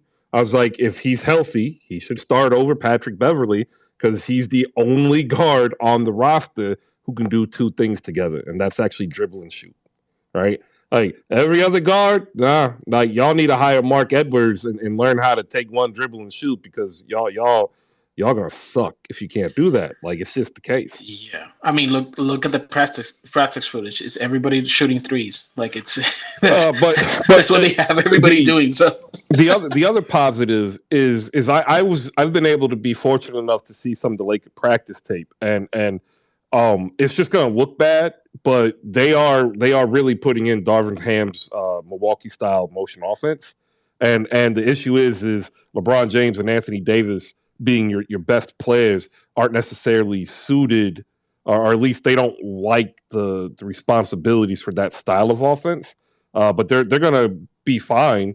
It's getting the other players to buy in and be the Pat Connaughton, to be Chris Middleton, and that's the issue is they don't have the players in defined roles that open up the lane for LeBron and AD to dominate. So like just think they did great, but they didn't dominate. Every bucket they got was hard. And that's what they're missing. Instead of Russell, if they had Chris Middleton, like we would be looking at a scary offense. oh, I So I there you go. agree. I agree. Yeah, thank you for the time, and yeah, let's hope for better days. That's all I can say for Laker fans. So Hey, I'm thank you. I'm I'm right here with you because we just got the kiss of death, ladies and gentlemen. Young Thug telling James Harden to go get that title, and of course now the shit ain't gonna happen. Can I just say something about the Sixer game though? Yeah, sure. Go ahead, real quick. Like, I mean, I for some, I'm East Coast, so it was easier for me to watch the Sixer game in Boston than the Laker game. But honestly, that's the Sixers look good. They just, I think, it, and this could be only me, but I think they just need to figure out a balance between Tyrese Maxey trying to control him and at the same time trying to have Harden touch the ball because there's a lot of possessions where Tyrese Maxey just goes off, and it's either an air ball, it's either a turnover, and at times, like I feel like they just have to balance that offense a bit more. Defensively, I think they're still there. I think you guys look promising for what it was, though it was a loss. It was pretty highly contested until the fourth quarter. So I I I, feel. I appreciate it. I I I mean, I mean, as a Laker fan, I wanted the Sixers to win, to be honest. But at the same time, there are deficiencies, but I think they can be corrected. And having Harden look how he did is actually a plus for you guys. So Well, I just wonder how long he's going to look like that with tweets like that because I'm pretty sure he's going to be out at oh Magic boy, City when he's down in Georgia. Alan, you're up next. Appreciate the patience, bro. How you doing? What are your thoughts last night on the Lakers and Warriors? You can add in Sixers and Celtics if you want. And I want to say what's up to everybody down below, and we'll get a reset after you. Thank you, everybody. Good morning. Chris, man, what is good, my brother? I just wanted to kind of make more of a statement. I was digging deep and, you know, reached around to my sources, which I don't have, and I came to a conclusion that the Los Angeles Lakers just grabbed together and had a huge thumb war, and that was the problem with our shooting. I think everyone's thumbs are sore, so I think we need to come in next game and not have any thumb wars before the game or in practice. We need to kind of take that out of practices, and I think we'll be good, man. I think you will. Not seeing Thomas Bryant or Damian Jones, I think, is a problem. Because they were brought in to be a young big that's energetic who can just bang and get rebounds, so that AD wouldn't have to. And now it doesn't even we don't even know when Damian's going to get on the floor, and now Thomas Bryant is injured again because of the thumb war. No, I'm just joking. No, I know. I'm just Yeah, I'm making a just joking. joke. Fun. But anyways, I had more of a question for you. Yeah. More of a question for you, so I can see how like kind of where your thoughts are at. Like, do you? I don't want to say is this the ceiling for the team, but like, is can't is there a possibility for this team to be kind of any better than what they are right now Oh without having yeah, to like trade or yeah. trade No, anybody? absolutely. If Kendrick Nunn and Tony can attest to this in Miami, he did phenomenal. If Kendrick Nunn was starting instead of Patrick Beverly, you would you'd be able to bring Patrick Beverly off the bench. He'd provide balance for subbing in for Westbrook, right? Because you don't miss a beat. Westbrook. You'd bring Lonnie Walker off the bench, and he would come in, next to Kendrick Nunn, and that creates a completely different offensive look. Will force the teams more wide, and that'll open up the lane for LeBron and AD. I would probably do that around the 3.5, 4 minute mark, around the natural TV timeout, and then you're able to choose as a coach where you're going to go if your offense is successful. Tony, what do you think? Yeah, points scored per 100 possessions, right? With Kendrick Nunn on the floor is 144, which is, again, small sample size theater because he played 23 minutes, so there wasn't even a chance to get 100 possessions. But that's the kind of playmaking that Kendrick Nunn is capable of. Heads up, off the drive, finding the cutter, finding the corner man. He's just a dude that's able to use his balance and limited athletic ability, but athletic ability nonetheless to kind of get into the teeth of the defense and create mismatch advantages. Especially if dudes like LeBron and Anthony Davis, if they can attack a bent defense, they're going to win every single time. I think that Kendrick Nunn should be the guy. That's the engine of that offense right now. There's limitations. Like, this all sounds great whenever you can take stats and put them in boxes and then say players are really good at basketball, because players are really good at basketball. But there's levels to this, and Kendrick Nunn has a clear, slightly above mid-tier level to him. I watched him bottom out in the playoff series just because when his shot's not there and defenders aren't going over his screen, he can't make him pay. But there's more ability there, and there's more opportunities for your offense to be dynamic with Kendrick Nunn at the helm of it than what's happening right now. And if nothing else, he needs to be the engine of the bench unit. Like, if he's going to be a guy that comes in to give you microwave minutes for the starters, okay, that's fine. But he needs to be leading that bench unit because of the things we just talked about. Like, his ability to penetrate and create opportunities for other players. I don't think there's too many guys in the Lakers roster right now that can do that. Yeah, I think there's hope, and also if Lonnie Walker goes 2 for 3, it's a completely different game. Because For like, me. So but like, I just don't understand why the Lakers are having Patrick Beverly like initiate the offense and be like a playmaker, because it looks really ugly with him out there trying to initiate. He looks lost. So I'm a little confused on, like, I just hope Ham like sees that and kind of switches up. well, if you got to look at Milwaukee tape, right? Like, Patrick Beverly's in the Drew Holiday role. God. Right? That's why he's initiating the offense. And it's more so because I guess they think that Patrick Beverly's a better 3-pointer shooter than Westbrook, and I tell them it's like that Spider-Man meme where they just keep pointing at each other. Let me get CJ in here because he's been patient. I'll get you back out. And CJ, good morning. How are you? We got 7 minutes until the back half of the hour. We're going to switch over to the NBA schedule tonight. I want to thank everybody who's popped in here. Making any part of your day part of Hoop Spaces. We appreciate it. Remember, tonight, the best damn Mavs content you can have on Twitter Spaces or on Twitter is here. You need to tap in with Rolo and Jose and Jazz for 77 Spaces. There's some dope content creators and writers out there as well. I want to give a shout out to Harper XX Writes. That's our girl Jasmine. You can catch her work and her words over at Winsider, covering the Wings beat for the W. Big ups to her. Saw her have a dope room the other day. Make sure you tap in for all your W coverage. James is in the building. What up, James? I know you might not be able to come up, but I can hear your chuckle and you're laughing. Nightingale's in the building, coming off basking still in the glow of the Warriors' victory.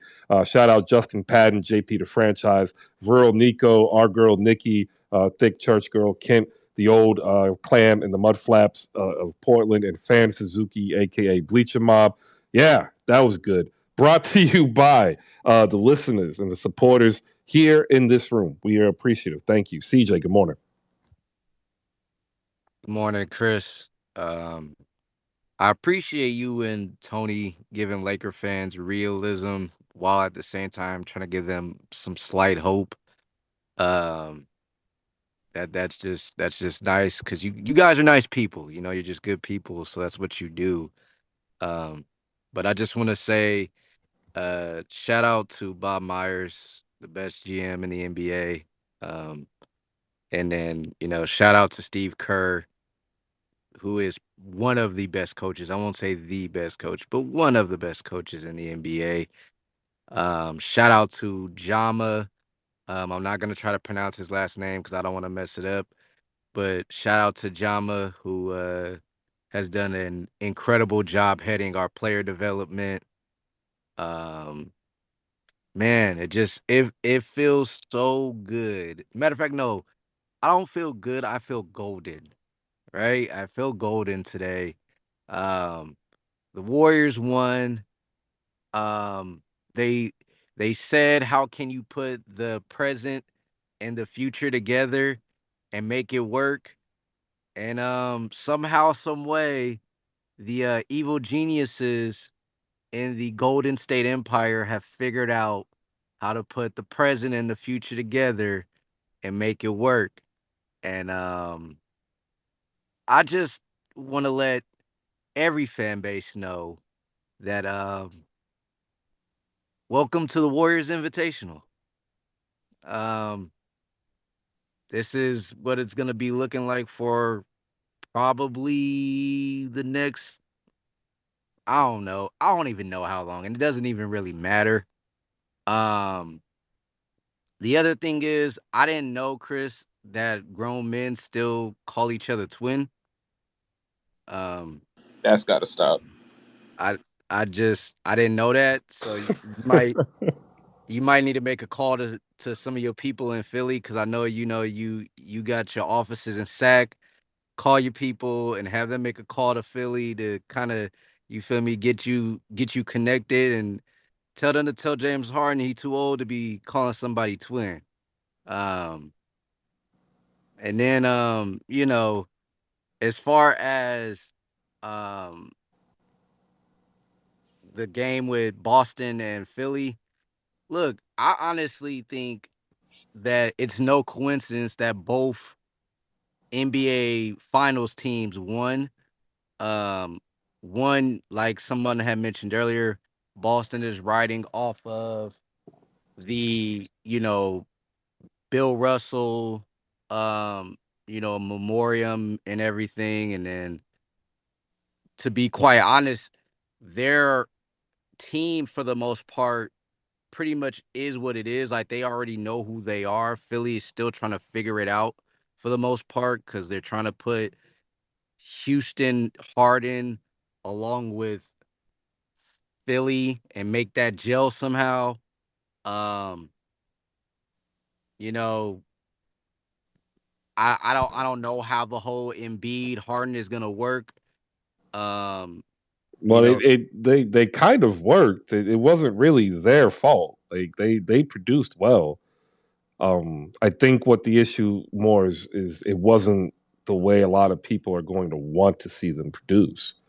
But that's kind of going to be a quirk to their game. Unfortunately, I don't really see it changing. I see dominant performances from both of them, but I honestly think offensively they're not necessarily the best pairing because if Joel Embiid doesn't want to roll, then you take away 30% of what makes James Harden great. You're right. telling me that the most elite coach is these are your words, not mine. An elite coach like Doc Rivers, one of the best coaches in the NBA, can't figure out how to make an offense work with three All Stars. That's kind of crazy, Chris. Well, what I'm saying is that That's great kind of crazy. coach, one of the Eric one. Spoelstra would never, and to degrade his name like that was Well, wild. you know what's hilarious is both coaches are top 15 coaches all time. By the way, the I don't believe NBA, graphics. the I don't NBA believe said that. graphics anymore. I mean, Doc Rivers might not been able to figure out how to make Joel Embiid roll, but at least he figured out how to make Joel Embiid shoot. The last time I checked, Bam Adebayo was really hesitant to But not shoot. Ben Simmons though, huh? He could figure it out with Joel, but not Ben Simmons. Well, we can't figure out something that's a mental block in an individual player. That's what psychologists and psychiatrists are for, apparently. And he's getting good help, now because he looks spry in Brooklyn. But I'm just saying, So then, Chris, my question is then is the issue Joel Embiid and Harden's partnership, or is it more so that maybe there's a different kind of player that needs to be added in between them and even Maxey? Because I know Maxey's another guy who I got an who answer looks for really this. good. Like as far and well, I what mean that as far as like fit wise, like PJ Tucker next to Joel Embiid to me doesn't make a whole lot of sense. I don't know. Well, hey, go ahead, Tony. Your answer first. I think it's not a big deal, as big a deal as we're making it. I just think Tobias has to be the initiator. That's all. You don't have too many players. With James, it's really clear at this point, at this stage in his career, that he's more a horizontal player, and his verticality is limited to what he can create off the dribble. And saying limited to what he can create off the dribble is like a really rough way to put James's game, because off the dribble he can basically put anybody on ice skates. But there's not a burst there anymore, and there's no penetration. So that pick and roll game is what you defer to. And when a team is switchable like Boston, that pick and roll game gets denied. I thought that the best possessions that Philly had the other night is when Maxey initiated, although Maxey plays sometimes with his ears tied behind his head, just wilding. So I think that the answer, and to help justify Tobias' contract and make everybody feel better in Philadelphia, is to allow Tobias to initiate more. Let him bring the ball across half court. When you get guys like Joel in space, and you get guys like Harden who if their athleticism is gone, then if you get them in space, it helps that problem a lot more. I think that their offense looks fine. But they don't really pass the ball, and those two dudes kind of dribble the hell out of it. I think that Harden right now dribbled 158 times last night, which was astonishing. So, yeah, I think the problem is you can't have PJ Tucker and Tobias Harris on the floor at the same time with Joel Embiid. 4-on-5 basketball. Yeah, James Harden. And not only that, did you know that Joel Embiid is listed at 7 foot 280? Yeah. Yeah. Did you know that Jason Tatum is listed at 6'8" and 210? Yeah. He's did not you know 210. that when you and he's also not 6'8". Did you know that when you look at the shot chart, they are exactly the same? Yeah, I know that too. I said that too. Like you just rub the salt in the wound, bro. Like, come on, Jay. They double Joel down low, and then they switch everything else. So it's Joel can't get to the rim. And Joel can't make the pass that Jokic can make. No. That's the other Three thing we're words not saying. To get Embiid to the rim: Spanish, pick, Spain pick and roll. Well, that's more than 3 words, but okay. All right. It's 12:30. I want to say thank you to everybody who's come in and spent any time here getting caught up on last night's action. We have the schedule tonight. I want to give you one more chance, though, to head over to slamgood.com, our sponsor for Hoop Spaces here, and just browse. Like 15% off site-wide, whether it's apparel, whether it's collectibles, whether it's the actual issue. Go ahead and use promo code Hoop Spaces to save you cash and put that cash in your pocket, and then go buy yourself you know what? Tonight I wanted or today I wanted a Jamaican beef patty. There's a Jamaican spot. I think I'm gonna stop by as I pick up my son to get a real authentic one. There you go. Save yourself 15% over at slamgood.com and to go pick you up a Jamaican beef patty. It'll bring a smile to your face. All right, we have tonight several games, and when I mean several, I mean several. Like, I don't even know how you guys are going to watch it because I'm already going to be maxed out trying to watch 4 games at once. At 7, you have tip-offs of the Orlando Magic and the Detroit Pistons. We have the Wizards and the Pacers. Those are at 7 in Detroit and in Indiana. 7:30, we got the Cavs and Raptors. We have the Pelicans and Nets. We have the Bulls and Heat. We have the Rockets and Hawks. At 7:30, we also have Knicks and Grizzlies, which is really weird that there's a scheduling mishap within Memphis. Thunder and Timberwolves at 8. Hornets and Spurs at 8. You have Nuggets at 9 at the Utah Jazz. And then we'll close out at 10 o'clock games, Mavs and Suns. Trailblazers and Kings will go up here on stage with Tony. We have Jay. If you want a mic, go ahead and request it. If you have a game you want to talk about, have a question about, want to preview, now's the time. We can go ahead and start with Tony, who's going to talk Chicago Bulls and Miami Heat for sure.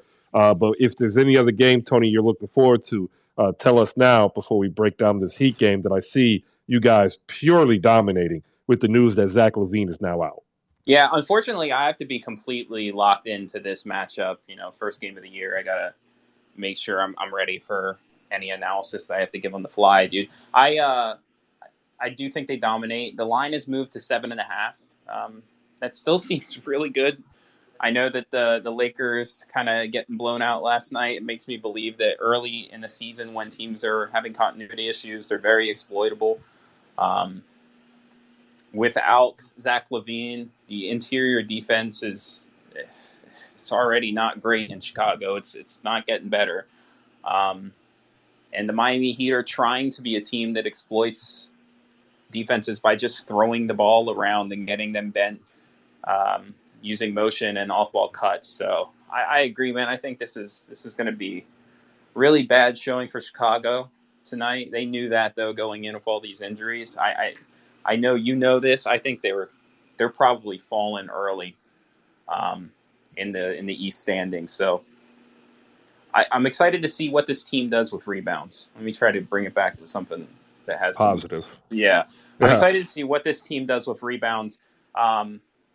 Somebody asked me last night, and that somebody was you, to prove how the Miami Heat are going to be contenders in the East and what they're going to do to be able to keep that status as a home court advantage team in the playoffs, or even get to the playoffs, right? Like some people think of us as a play-in team. It's rebound generation. They're going to be smaller than a lot of squads this year with Bam at the 5 and Caleb at the 4. And they have to show me that they're willing to compete on the boards and just be aggressive and go up in high point balls and box out. And as long as 5 guys are doing that, Tyler Hero is a prolific offensive rebounding guard and defensive rebounding guard, which you would never assume in your life. But his stats are incredible when it comes to that. And if they have 5 guys that are trying to box out and get to the ball, they're going to beat you in the points battle. They're going to beat you in the possessions battle. And then whatever they give up defensively with size, they're going to make up with effort. So that's what I'm watching tonight. I want to see what they do on the boards. And the rest of it, I think, is not – you can't project too much. So it's going to be a fun game. I think there's other ones on the menu. If I'm an NBA fan, I might watch. But if you're watching for Miami, check the bench lineups, see how they do, what's going on with Duncan Robinson, and how they're going to rebound against teams that are larger than them. All right. Appreciate it, Tony. The Memphis Grizzlies on ESPN 7:30 host the New York Knicks. Jay, is that the one you're going to be watching, or is there another game that catches your fancy? I mean, yeah, I'm going to watch the hometown Grizzlies. Yeah, I'm definitely doing that. But no, the team actually the game I'm curious to see is probably off of people's radar, and it's equal between the Magic and the Pistons, because the Magic have potentially a very long lineup where they could put Suggs at the 1, Wagner at the 2, Isaac at the 3, and Paulo at the 4, Wendell Carter at the 5, or even Mo Bamba if they want to go super long. And I think that team is going to play in spurts, really suffocating defense. And the Pistons have a really interesting young core.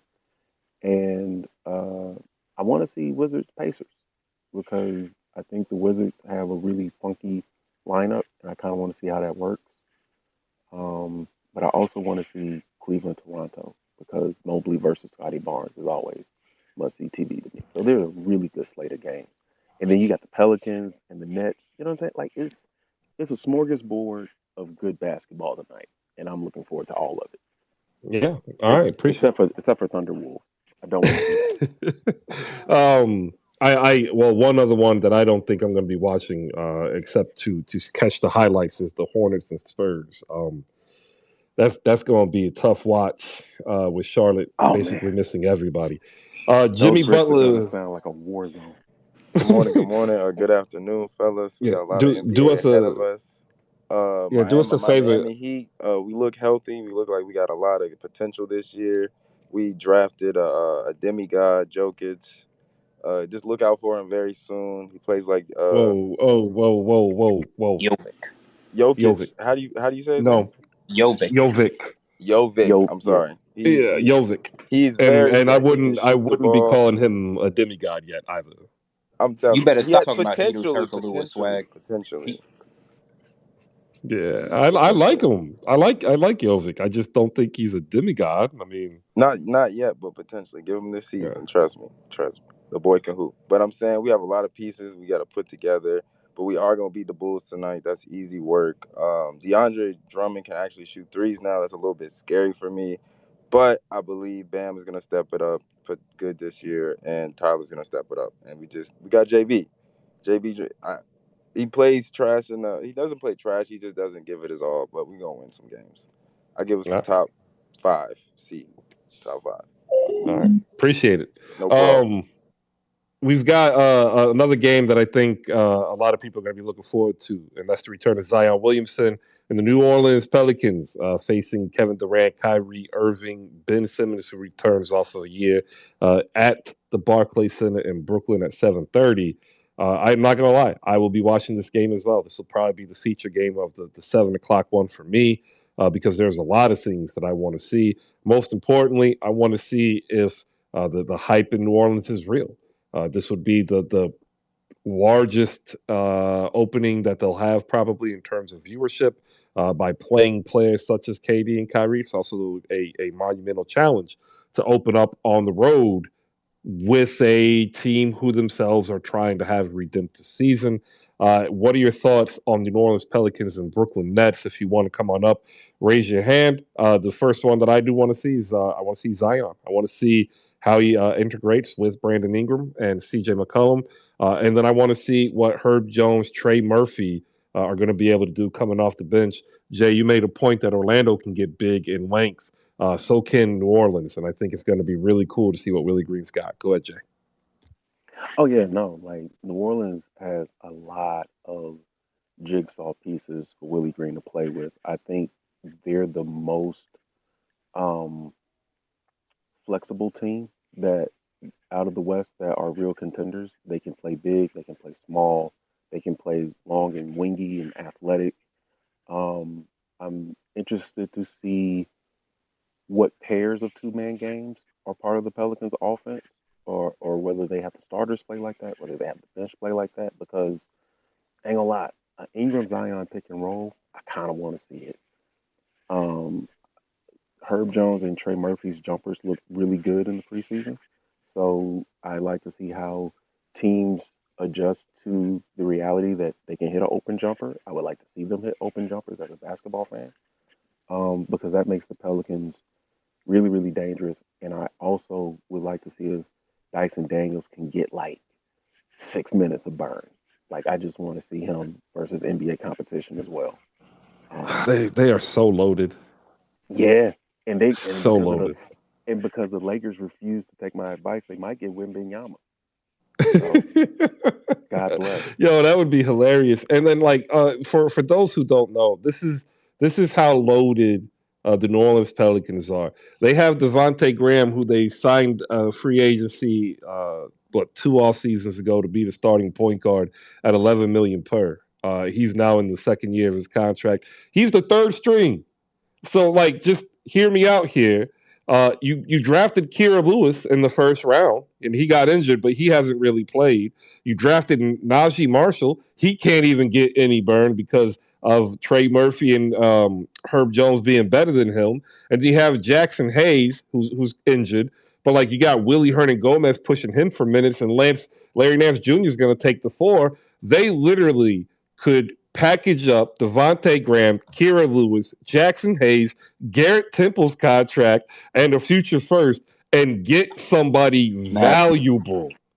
It's nasty. Harrison Barnes is that dude. I think they get. Yeah, 18 mil, and like they would still like, and he would be a backup of a backup. Yep. That's 11 deep, y'all. 11 deep. Pelicans can be scary. What are your thoughts, Tony? You asked me? I'm sorry. Yeah. Yeah, I think that with any young team that's versatile defensively, or at least long, maybe the Pelicans aren't versatile as much as other teams like Memphis, but they're long as hell. They're hard to score on just because they can extend their arms and it just makes them hard to score on. And it's switchable. Zion is a force. I don't know how to project what's going to happen with their offense with CJ, Zion, and Brandon. I do think that there's this narrative that's out there where Brandon has to kind of fit inside of a new role and doesn't quite know how to make it work. It's interesting because I wouldn't know how to make it work as a coach. I don't know how you guys feel. It does feel like a wealth of riches thing, and you would just take it. But if I was a basketball coach, I would be a little conflicted with how those guys are all going to play at the same time and make that offense efficient as well as that defense stout enough to not give up points, to try and win games. They're going to be exciting to watch. They're a ticket every single night. I think that Memphis, and for me personally, I'm watching Detroit just because they're so damn interesting to me. But that's just a personal thing. But those two teams are going to be a ticket every single night. Everyone's favorite league pass team should be the Pelicans. There's no reason to not just see how that's all going to unfold. But yeah, there's some guys, dude. There's a bunch of guys on that team that are going to probably be on the block because there's no way in hell that they aren't competing this year. The New Orleans has to see this as their window for contention. I agree. Like it's at least the very first year of the window, right? Right. Like, yeah, it's amazing what they've been able to put together, and they're going up against Kyrie Irving, Kevin Durant, Ben Simmons, Nick Claxton, and it's looking like all signs are going to be pointing to Royce O'Neal joining the starting lineup, moving Kyrie to the shooting guard, having Ben be the facilitator. My question, which I put up there, Tony, what happens if the Pelicans thoroughly beat the Nets? Not a blowout, but thoroughly beat them. I got to see the lineup for the Nets, man. I think that what we're going to see early in the season is dependency on bigs from the Nets and an unwillingness to size down. And if that's the case and they lose that way, then my answer is going to be, hey, size down. Like run Ben at 5 and just keep Nick Claxton as a guy that comes off the bench. I just don't – I think that's how this is going to play out. If they size down and they lose – oof. Oof. I got the answer to that. It's a bit inflammatory. Okay, well, what is it? Oh, if the Pelicans beat the Nets, then it's time for the Nets to trade KD to the Pelicans for the Lakers pick and whatever salary matches. Oh, Because it's come over. on. Yes. Damn. Do you trade him for mini Kevin Durant? Do you trade Dollar General Kevin Durant for Kevin Durant? Yeah. Got to, right?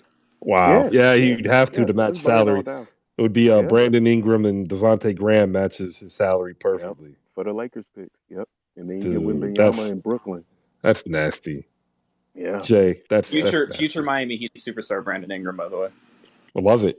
Sean with the W joining us from Knicks Film School and live from the Mecca, your number one destination for Knicks coverage here. Sean, you've been listening in. What are your thoughts? I have a question for Tony and for Jay if you want to answer it as well. Jay, if I asked you this question already, I apologize. But definitely, I know I haven't asked Tony yet. Tony, if you took Zion Williamson and just put him on the Knicks, then not for Randall or RJ, you literally just said, by 15th man, here's Zion Williamson. How many games would you have the Knicks winning? So Jalen Brunson's still on the team? It's this. Yes. 46, 48. I think they would be really, really good. All they're missing is competent playmaking off of bent, pressure, right? Which is like what I thought Jalen Brunson does. They'd be really good, man. Okay.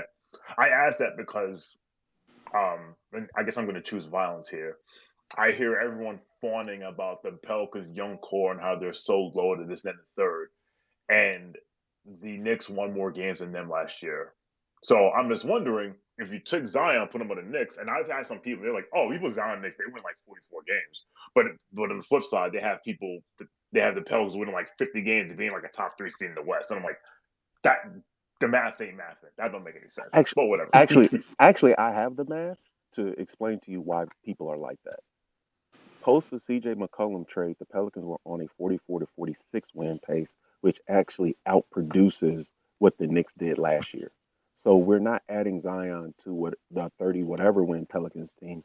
We're adding Zion to a projected 46 win team, which is what they were post CJ McCollum trade. That's the math.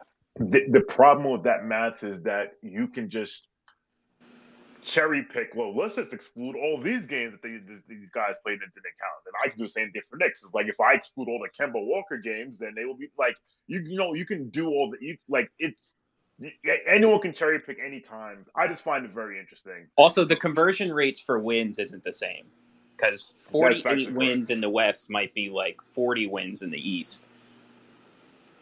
Really? CJ, this year because Utah took a big step back and San Antonio took a big step back. And I think 50 also wins in the East got you what, the third seed? Yeah, one seed. I think also people didn't really expect CJ McCollum to be as good as he is. Like they are like, oh well, he's only getting these shots because people are focusing on Dame, and then when Dame is out and he's performing, it was oh well, it's just the volume.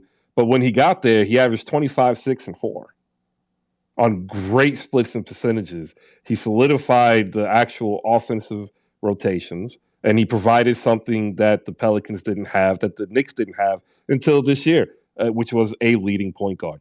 And I, like I said, Sean, I think the Knicks are going to be good. I just don't think it's going to correlate into the record. That's a fair point. I do agree with that. Last thing I'll say is, well, two things I'll say. One, Knicks played tonight against the Grizzlies. Might surprise some people, so I'm gonna say number one. Number two, I posted in Jumbotron. I made my predictions for playing, top 6, bottom 5 in each conference, whatever. I was like, I'm not gonna rank them in order and stuff like that, whatever. But these are my predictions. One fan base got in my mentions, all crazy. Would you like to guess who that fan base was? What, the Hawks? Of course. No, not the Mavs. No, it's the Hawks because you put it in the play-in. I put them in the play, and they were so upset. So first of all, they're like, Bolo was like, I'll remember this in April. Alex is like, you must be trolling. I'm like, first of all, I bet actual money on Trae Young for MVP. So I can't be trolling, and I actually took American dollars and bet on Trae Young to win MVP, right? But number two, I was like, guys, are y'all gonna do this again? Are y'all really gonna do this again? Because now we got DeJounte, top 3C, conference front. I'm like, yo, are we doing this again? Like, they never learn. They never ever learn. And of course, you say Toronto's better than them, and they have a freaking connection. But it's like, God, like everybody else is just like everyone else is like fine, but like in terms of record, I think Toronto's one of those teams. They remind me of the post-Melo Nuggets. They're gonna be hard to beat. They're gonna play every night. They're going to win a bunch of regular season games. They're gonna do jack in the playoffs, but they're gonna be good they're gonna be a good regular season team. And I also did get a little bit of pushback about the Lakers. I actually had the Lakers in the top 6, and people like I'm nuts. And I'm like, yes, as currently constructed, this team will not be in the top 6, but I do not believe for 1 second that this team will look remotely close to what it looks like now after the trade deadline. And I think Cedric was telling me, well, what they're going to do, what, Buddy Hield and Miles Turner? And I said, they could have made that trade 2 months ago. They're waiting for something bigger. And something bigger is going to come along because one of these teams that thinks they're pretty good, that's just trying to chase the 10 seed, is going to pivot and just say fuck it, and excuse my French, and then go and brick for Vic. So and when that team so you're expecting a clean out trade using Russell Westbrook's salary. somebody will Okay. say, like, we're gonna pivot. Here's our star, and the Lakers will say, okay, here are these 2 first rounders, because they can't do this with LeBron for 81 more games. Like they can't. It's not. It can't just be. All right, we're just happy to be here. Hopefully, Well, hopefully we'll get in the. Nah. it's definitely possible. I would say look out for Charlotte, because if there's a lot of LaMelo injuries, that would be a perfect pick. I want to get Nick in here as well. Tony, what do you got Yeah, responding to Sean? watch out that Anthony Davis trade. That's all I'm saying. Zach Lowe talked about it. I'd believe it too. Man, look, Speaking my language. stop it.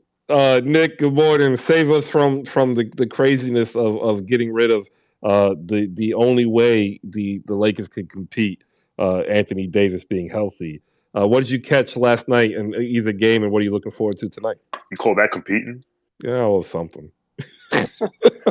I mean, listen, last night was a good reminder of why teams play in the finals, and while it's good to get excited about new teams, like when you've got teams that keep their core together, teams that have a roster that's like solidified and signed over a couple of years, whether they're old guys or young guys, like stability is a really powerful thing in basketball. Now, it doesn't necessarily mean those teams are both going to play in the finals this year, but definitely a bit of a wake-up call, I think, for people who were like more optimistic about the Lakers. Like they were just thoroughly outclassed. The team has 3 guys that can compete on an NBA floor, and a bunch of guys that should be and like have been searching for roster spots for like most of their careers.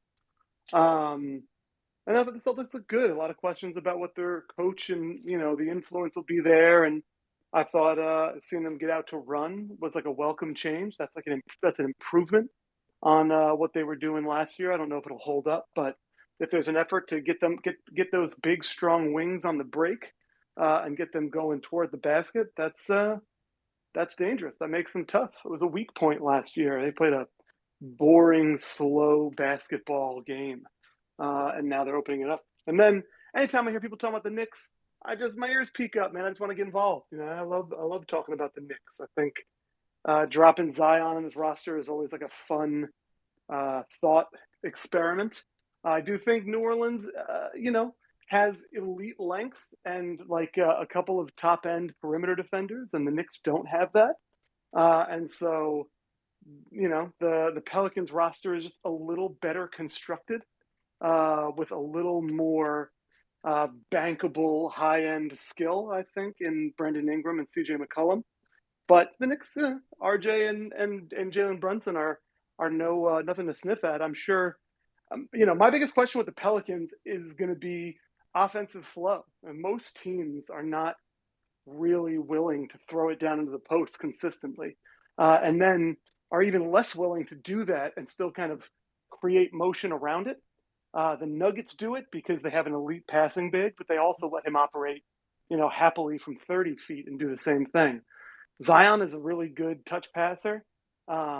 He's really good at like kind of that jump cross court as well. Like he can whip it around, but our CJ, whose movement I actually don't have an issue with, and is Brandon Ingram going to be willing to kind of use that gravity, create movement, and create easy off ball opportunities. I think it is a complicated offense to put together, and I'm going to be excited to see kind of how they do it. And it's going to be a good first test for the interior, for the Nets defense. Because we always think about like, oh, what are they going to do with Giannis? Or what are they going to do with Jokic? Or what are they going to do with Embiid? And the truth is, like, nobody can really do anything with those guys for the most part. But Zion poses like a healthy Zion poses like a similar quandary, just like an absolute dominant force around the basket. And who's going to kind of chest up and try to wall him off? Is that going to be Ben Simmons? He could floss with Nick Claxton. And so I'm kind of just interested to see how that's going to play out. So those between the Knicks game and the Brooklyn game, I think there's going to be plenty for me to personally chew on, just because of that's where my fandom lies. All right, Tony, real quick, because I'm getting ready to close. I do want to just maybe create a poll really quick for Sean. Is fantasizing about getting Zion on the Knicks without dropping a player indicative of something that we think deserves therapy. I'm just wondering if Knicks fans are still worried about Zion being on the team after losing out on him. Like maybe it's time to move on. Like do we need to help? Tony, you're Let me better give than you a this. space. Tony, I am not fantasizing. I'm not one of these photoshopping clowns who think everything we're gonna get in. The reason I brought up use Zion as an example with the Pels is because everyone thought the Knicks were the worst team in the world last year, and everyone forgets that we won 37 games. And the New Orleans Pelicans, who everyone has been drooling all over their young talent, won 36. And now, yes, you could say the trade and the CJ McCollum trade, what have you. And people just ignore like, well, they started 3-20. I was like, well, they started 3-20. So that's why I bring it up because everyone's fawning about the Pelicans, how they're gonna be like a top 3-4 seed. Because people think, oh, you just insert Zion in there, and then it's just like 2K. That's all. I don't care about these. I'm not fantasizing about these freaking superstar free Yeah, agents. it was a thought experiment. He was making a point about the roster construction. Let's not start painting everybody into boxes. The most interesting game tonight is actually Cleveland Toronto. Like that's the best game. I think it's Sacramento and Portland. No, stop it. Portland is Yeah. mid. Come on. Please find your way to an exit. Please. I'm trying to. That's why. No, Chris is absolutely I mean, if you want to shut right. down a room, start talking about Sacramento, Portland for sure. No. Chris is absolutely right because both of those teams are not tanking when we all are looking at the standings and the talent in that Western Conference being like, no. The goal should be to win less than 25 games. What are we doing? Jay, I'm not Right? sure he's not a minority owner in each team, just trying to buzz No, up some. no. If Chris was a minority owner, Dame wouldn't be in Portland. Sabonis wouldn't be in Sacramento. Fox wouldn't be in Sacramento. Like they would be having what's the kid they drafted? The Sacramento drafted? Halliburton. No, not Halliburton. He's a Pacer now. Keegan Murray. Keegan Murray. Keegan Murray. Yeah. If Chris was the GM, Halliburton would still be a king, and Murray would be running point on the second unit just to teach him how to be one option. Davion Mitchell needs to be freed, man. He does. And as do we Exactly. all, because I am now 2 minutes over and I have to get going. Ladies and gentlemen, I'm gonna hit this button to play some music. Thank you for making it another wonderful day covering the NBA here on Hoop Spaces. No matter where you were, how much time you spent, we're grateful. Full slate of games, more than a full slate. Magic, Pistons, Wizards, Pacers, Bulls, Heat, Cavs, Raps, Pelicans, and Nets, Rockets, Hawks, Thunders, T-Wolves, Knicks, Grizz, Hornets, Spurs. That's going to be a tough watch. Nuggets and Jazz, followed by the Mavs and Suns, Trailblazers and Kings. Check out 77 Spaces tonight. Pregame for the best damn Mavs coverage, part of the Hoop Spaces Network. Look, we're appreciative. We're growing. We like it. We had a great room today. Lots of people. If you want to come up, don't hesitate. Everybody's welcome. Raise those hands. That's what we're here for. Shout out to Tony, rocking all day. Sean, Jay, Nick, appreciate you guys. See you tomorrow, 10 a.m. Hoop Spaces is the promo code. Slam Goods is the sponsor. Slamgoods.com. Use Hoop Spaces. Save 15%. See you tomorrow. Peace.